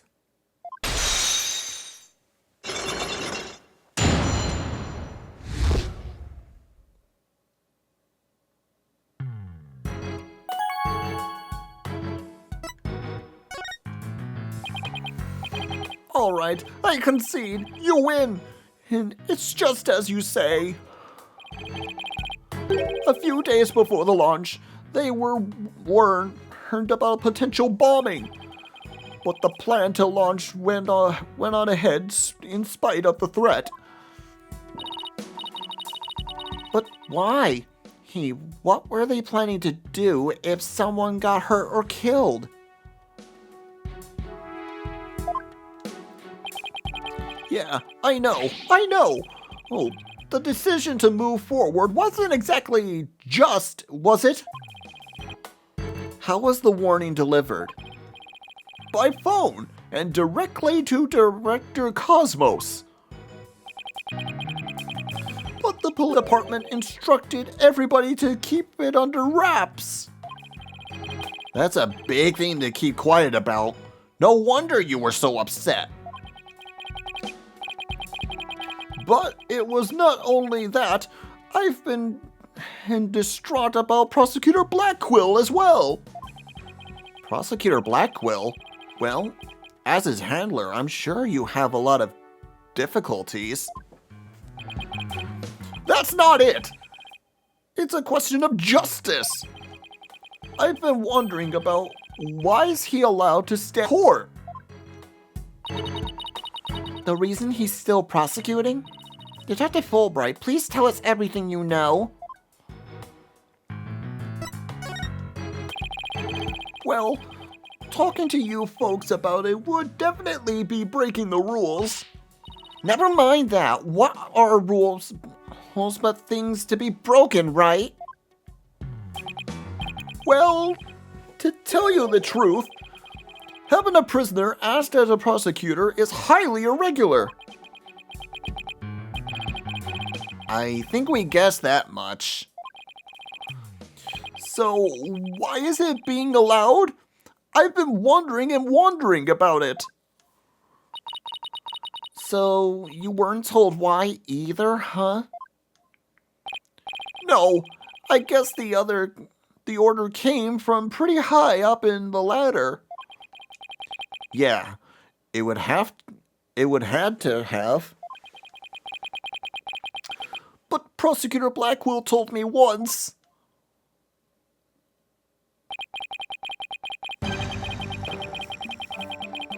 I hunt I've been on for the phantom of the 7-year past continues even still. 7 years passed? A phantom, huh? And not one of the friendly varieties either, I gather.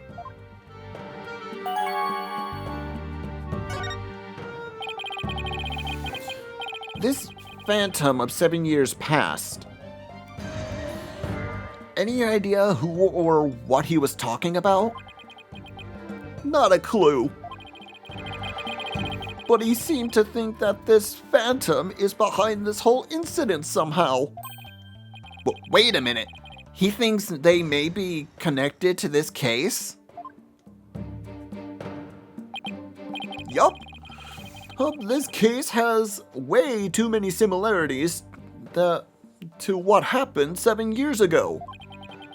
For starters, that case happened right here at this very space center too. But in both incidents, a threat was issued via telephone. So that's why Prosecutor Blackquill thinks this incident is the work of the Phantom? Well, that's not the entire reason. I mean, if you want to talk about 7 years ago, that's when Prosecutor Blackquill was found guilty of murder.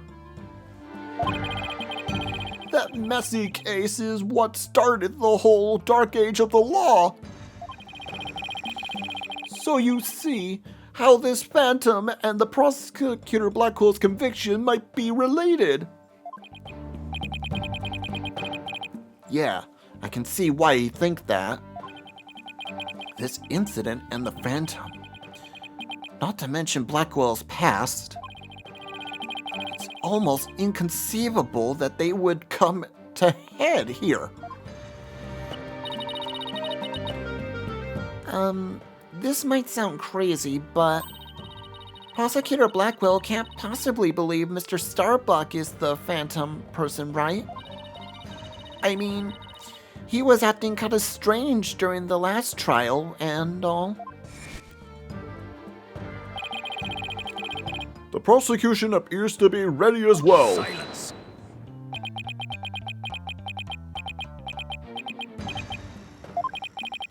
Not yet. I'm not quite ready yet. Hmm? Ah!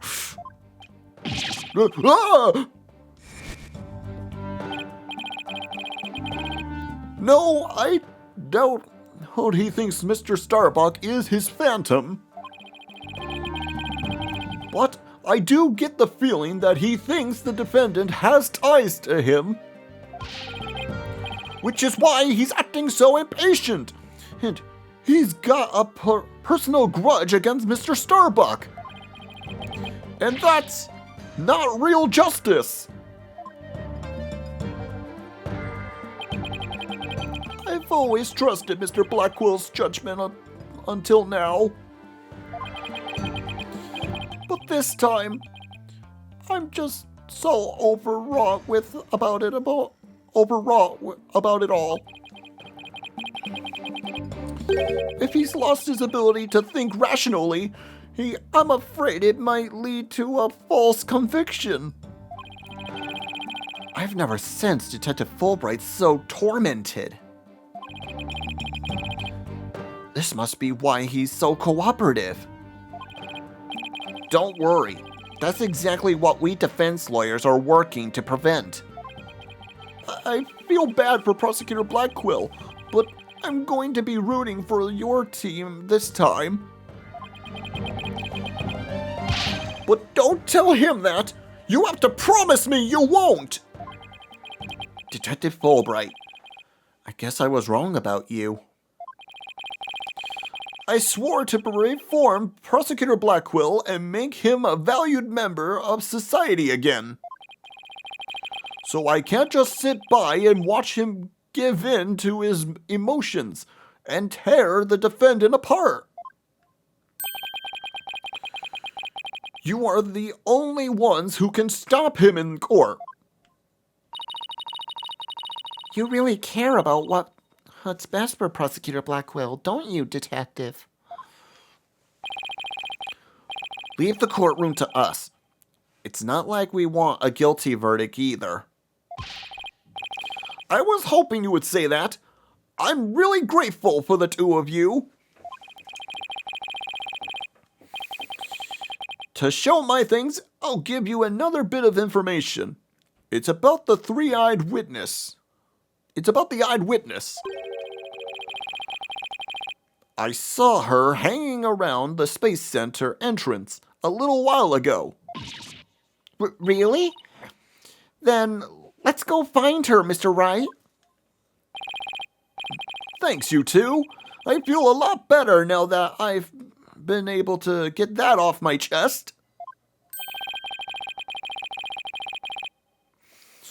I'm going to work extra hard to find that perfect piece of evidence for you. In justice we trust! On three! 1, 2, 3. In justice we trust! Okay, later!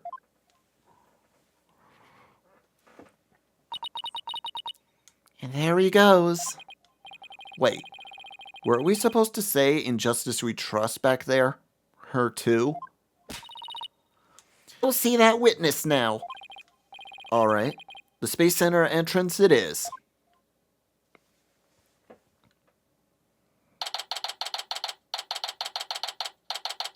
I gotta wrap this episode up. The witness must be around here somewhere.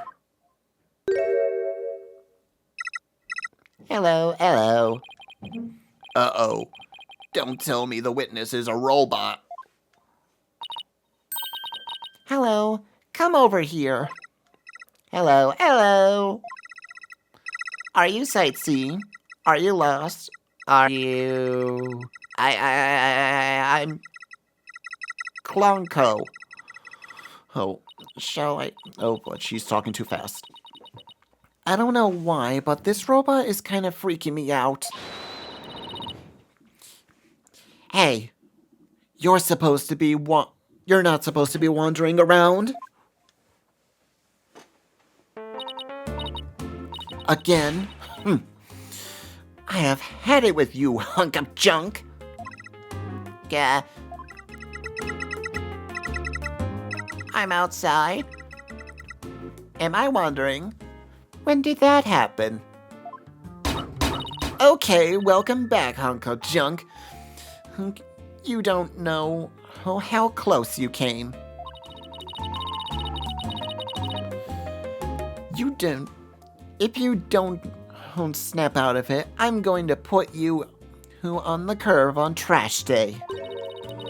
Nothing works better than a 42.5 degree karate chop. That's pretty specific. Excuse me, but are you the one who witnessed the murder? And I'm Phoenix Wright, the lead attorney of this case. How do you do? Big shot lawyers, huh? I'm Aura Blackquill. I'm a registered researcher developing robots here at the Cosmos Space Center. Blackquill? Could she be? And this for-nothing robot is named Hunk of Junk. My name isn't Hunk of Junk. My name is Glonko. That's mean, Miss Aura. Quit complaining. Your model number is Punko 2. Yeah, but Miss Aura, everyone calls me Klonko. Quit your squawking already. No, what are you doing? No, don't. There. I bet you won't be talking back now. Yeah, I will obey completely. Yikes! I better watch what wires I cross with this one. Okay. Your last name is Blackwell. Do you have a relative in the legal profession? You are correct. Simon Blackwell, who used to be a prosecutor, is... Shut up! Don't speak when I order you. Only speak when I order you to speak. Simon is my little brother. You know him? Yes, I met him in court a few times, right, Athena?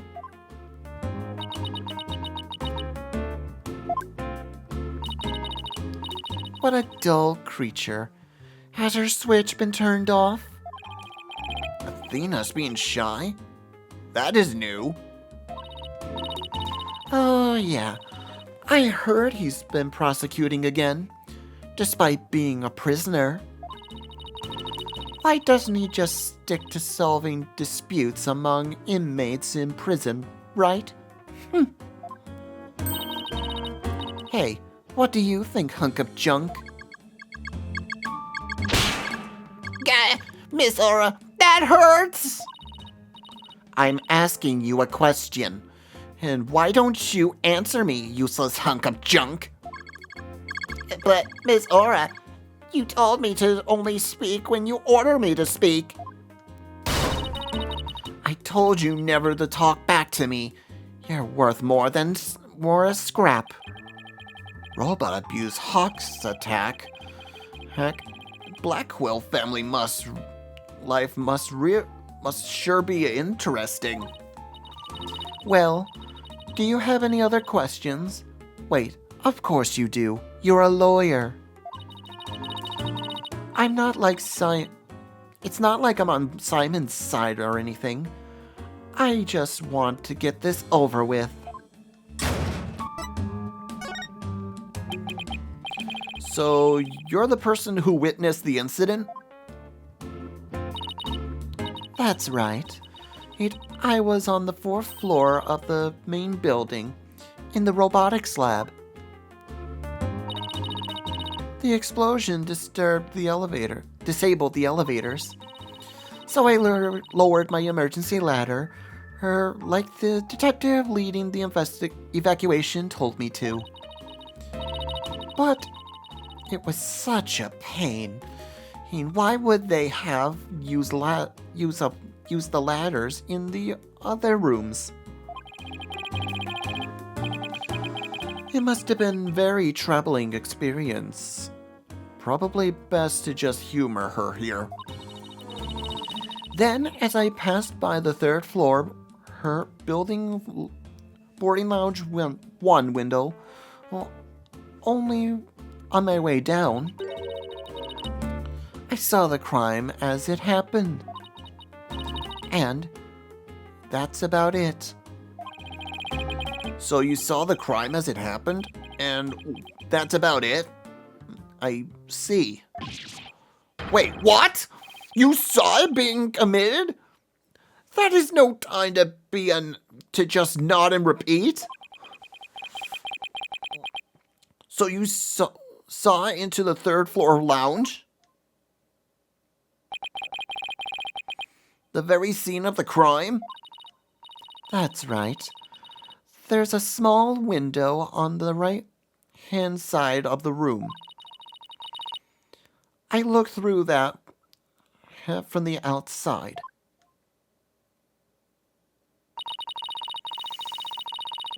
The room was pitch black, but I saw a shady figure holding a lighter in their left hand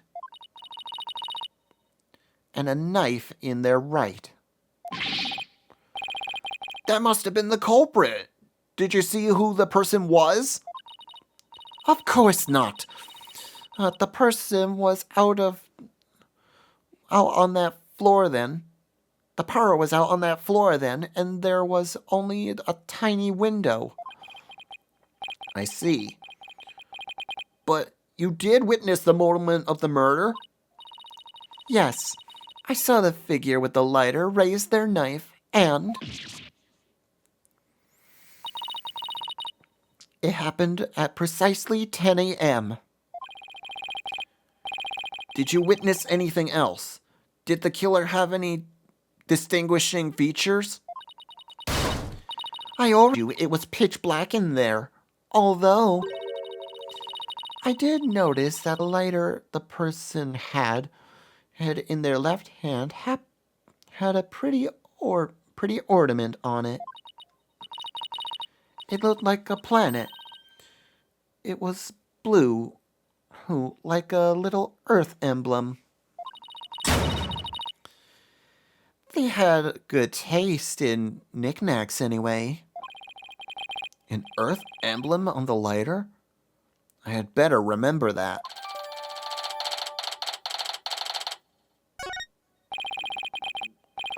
Thank you for your statement.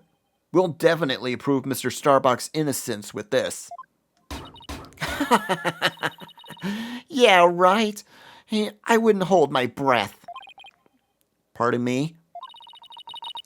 Oh, did I hurt your feelings? Sorry. I just detest lawyers, that's all. What don't you like about lawyers? It's just an instinctive dislike. You don't feel bad? But don't feel bad. I hate prosecutors even more. That didn't make me feel any better, actually.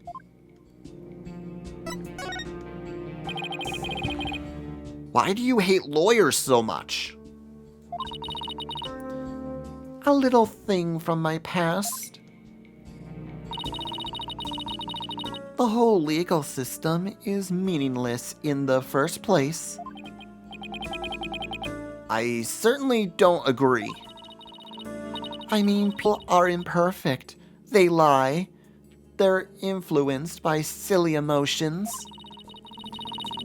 You can't expect such imperfect creatures to uphold a reasonable system of law. I like robots much better. Even sad sacks like this one. Hey, you, look alive there!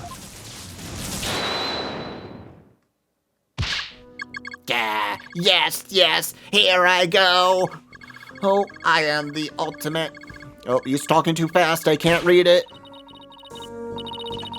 All right, that's enough. Out of you. You're getting a little too carried away. Yeah. Huh? What was I doing? Yup, I like robots much better. At least you can make them any way you want them. Unlike humans, with their petty emotions and constant worries. How can you say such things? Feeling emotions, worrying about the things we care about, that's what makes us human. Well, the girl finally talks and she starts with a speech. That's what makes us human? You mean getting angry and snorting like that? Rationally, though, that's what separates humans from animals. Unfortunately, your reasoning capabilities are more akin to that of a clever, her little monkey. But that's nothing to be ashamed of. It must be nice to have such simple mind. Can I punch her, boss? Get a hold of yourself, Athena. Humans certainly are absurd. I said you were clever, didn't I? Poor thing. Tell me, with people like you in charge, how can you possibly trust the legal system?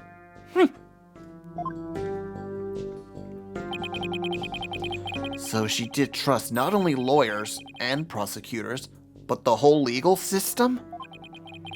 What in the world happened to this woman to make her so bitter?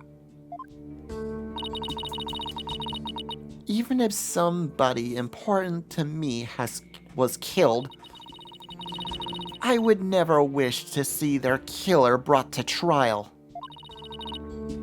Because I would much rather kill them myself. You can't be serious. That thing you're wearing around your neck. Oh, this...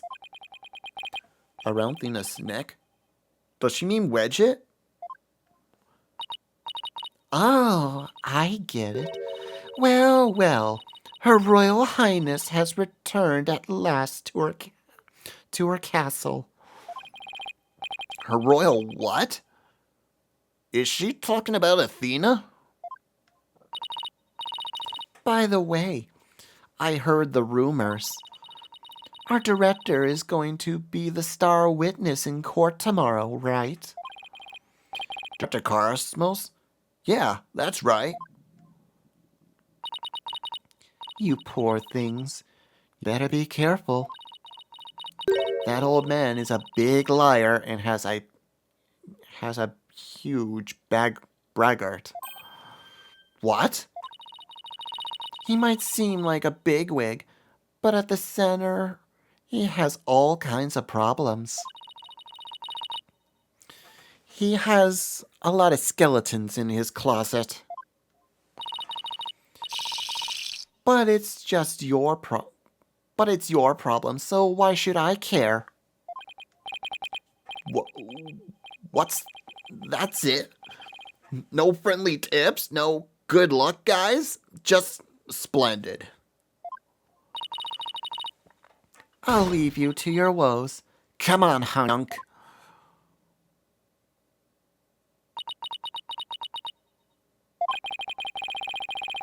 It's sad to me that she doesn't believe in our legal system anymore.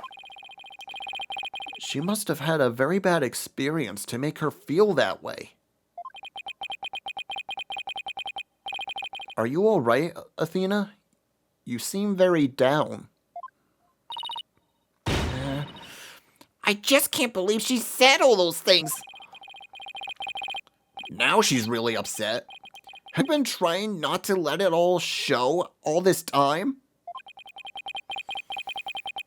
Well, I guess it's best not that surprising. You hear about fabricated evidence and false indication, indictments on the news all the time. You mean that whole dark age of the law nonsense? I'm so sick of hearing about it. Well, all we can do is believe in what they're doing. Yeah, you're right, boss. I agree. Maybe it's time we went back to see Mr. Starbuck. Good idea. We should tell him about the bullet and Miss Blackwell's statement. Alright then. Next stop, the detention center.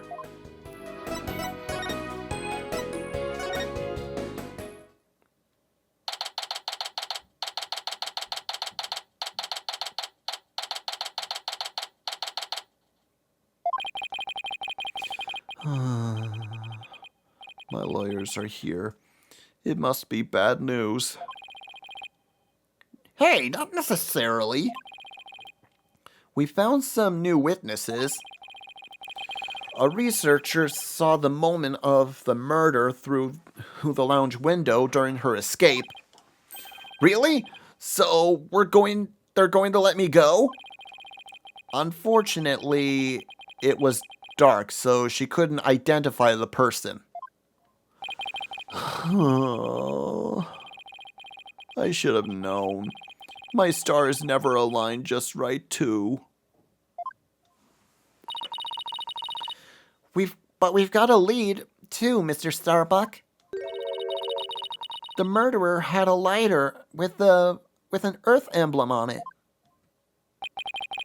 A lighter with an Earth emblem? Oh! Did you remember something? Yup, sure did. Just a little bit, though. Alright. Anything at all would be of help. So please, just tell us what you remembered.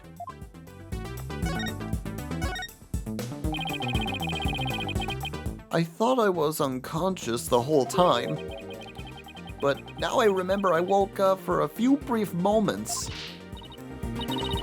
That's huge! Do you remember seeing anything? A lighter.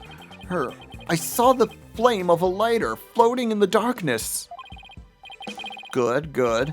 What else did you see? What was nearby? It was definitely the boarding lounge, so it must have been after Clay carried me there. In the light from the flame, I saw a dark shadow flickering. A dark shadow? That must have been the third party we've been looking for. Thank you, Mr. Starbuck. Huck, you've been more help than you know. If we can prove there was a third person at the scene of the crime, and that they're the real killer, then you'll be cleared of all suspicion. The key will be whether or not we can identify this third person in court tomorrow. At least we have something to go on now, and that's a big plus. I should probably tidy the evidence up a bit before someone mistakes me for a hoarder.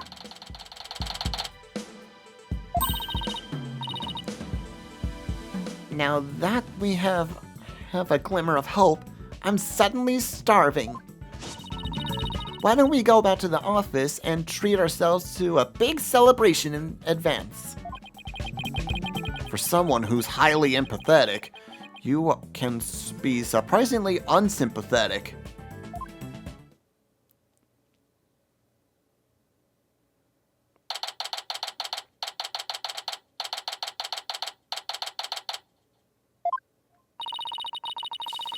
So, you found her strategy for tomorrow's trial, huh? Good for you, Daddy. Well, it's one step forward anyway. hope you'll give us a fighting chance, hence in court. As long as we can find out who this third person is. Now let's get something to eat. I'm starving. My vote is for Eldoon noodles. Oh, Apollo!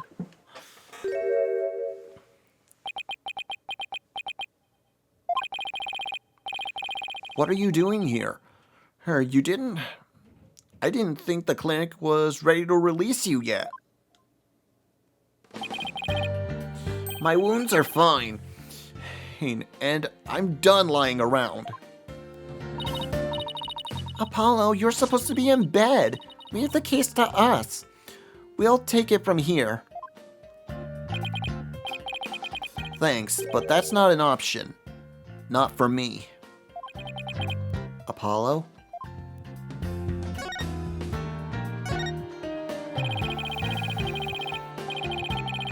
You shouldn't underestimate your injuries, Apollo. And I don't want you overdoing it. I'm fine. I'm not in pain anymore. Besides, they just gave me an IV at the clinic. An IV isn't a cure-all, Mummy Man. Anyway, just tell me how the case is going. Have you guys made any progress? A suspicious figure was spotted at the scene. We think they must be the real killer. A suspicious figure, huh? Right. I thought you'd be happier than that. Oh, don't get me wrong. I'm happy. And I'm fully interested. And I fully intended to see Clay's murderer apprehended. Absolutely nothing will get in the way of that.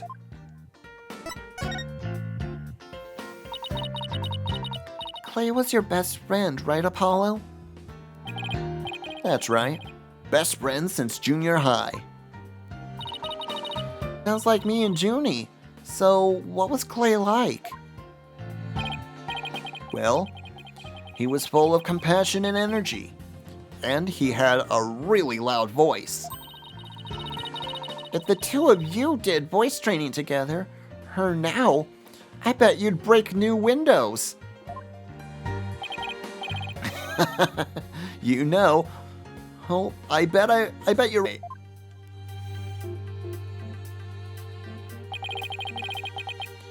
It seems like only yesterday, Clay was a guy who lived for his dreams. We used to talk about it a lot. He was going to be an astronaut and me, a lawyer. We talk well into the night, and even then, we'd never get tired of it. About that jacket.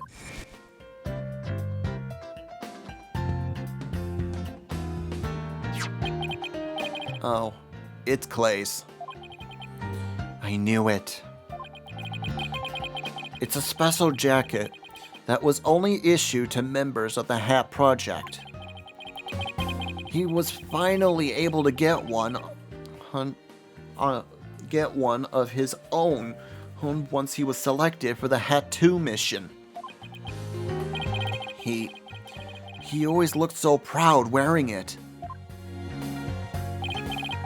But just when his dreams was finally coming true, I still can't believe it.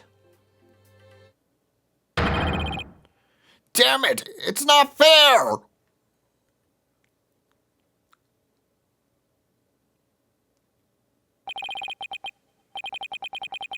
Apollo, I hope you don't try to carry the burden all alone.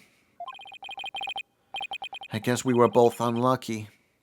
My own debut was a disaster. I guess you're right on some level. That trial a year and a half ago wasn't exactly the smoothest of starts.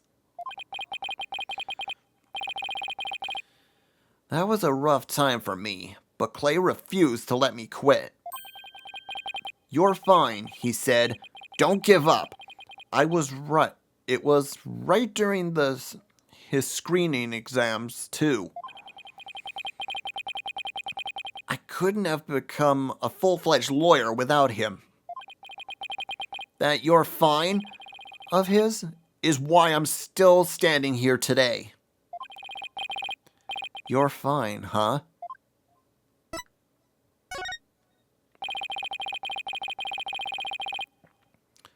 You're fine and I'm fine were like your catchphrases, weren't they? Something like that. Sure brings back memories. When we were in junior high, Clay's mom passed away in an accident. But he wouldn't show his sadness to anyone. One night, I found him crying alone in the school courtyard.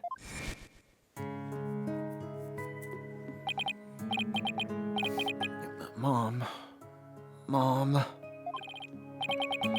Get away, Apollo. Don't come over here.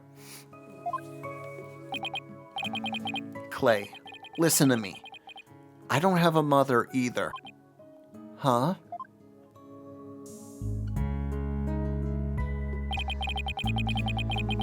I always think everybody else has a mom.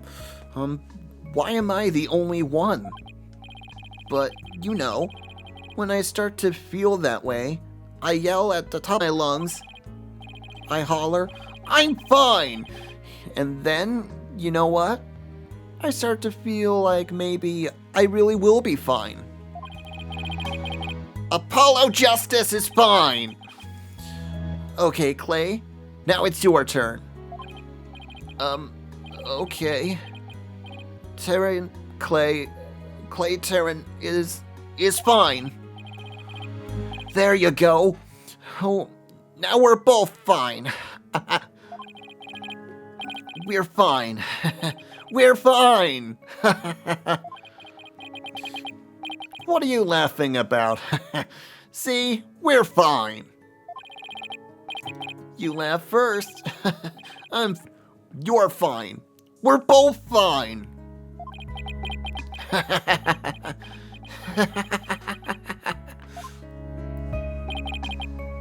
Thanks, Apollo.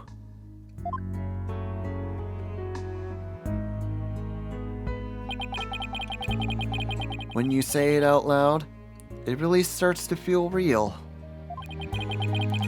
And as long as you don't give up, you can keep fighting. That's what we believed. As long as you don't give up. Wasn't there somebody else who said something similar? If I give in to my fear, I'll never find the truth.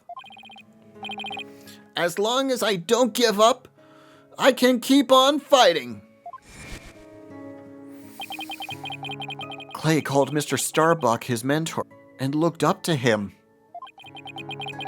I wonder if I can be a good role model for my staff like Mr. Starbuck.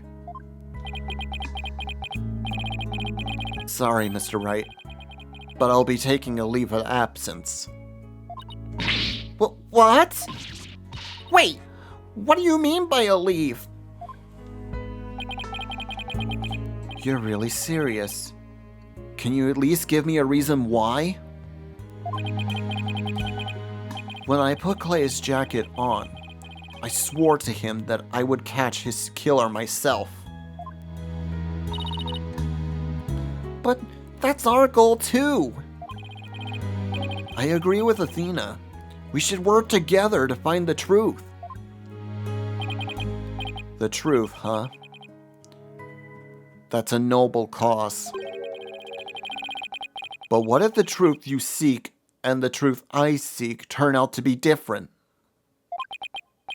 I'm not sure I follow. What are you saying, Apollo?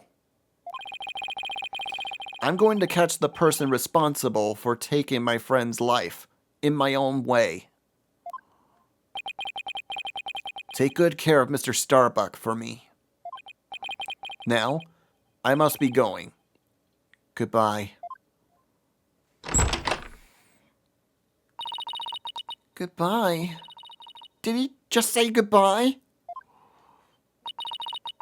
I sensed a lot of seething anger and hatred coming from him. And also suspicion. He's not walking out on us like this. I'm going to talk some sense into him. Hold on, Athena. Apollo can believe in what he wants, but I believe he's wrong. Even if we take different paths, the truth we arrive should be the same.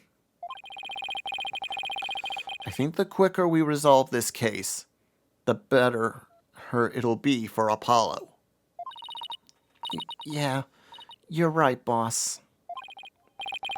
All right, that's enough for one day. Make sure you're ready for tomorrow's trial, okay?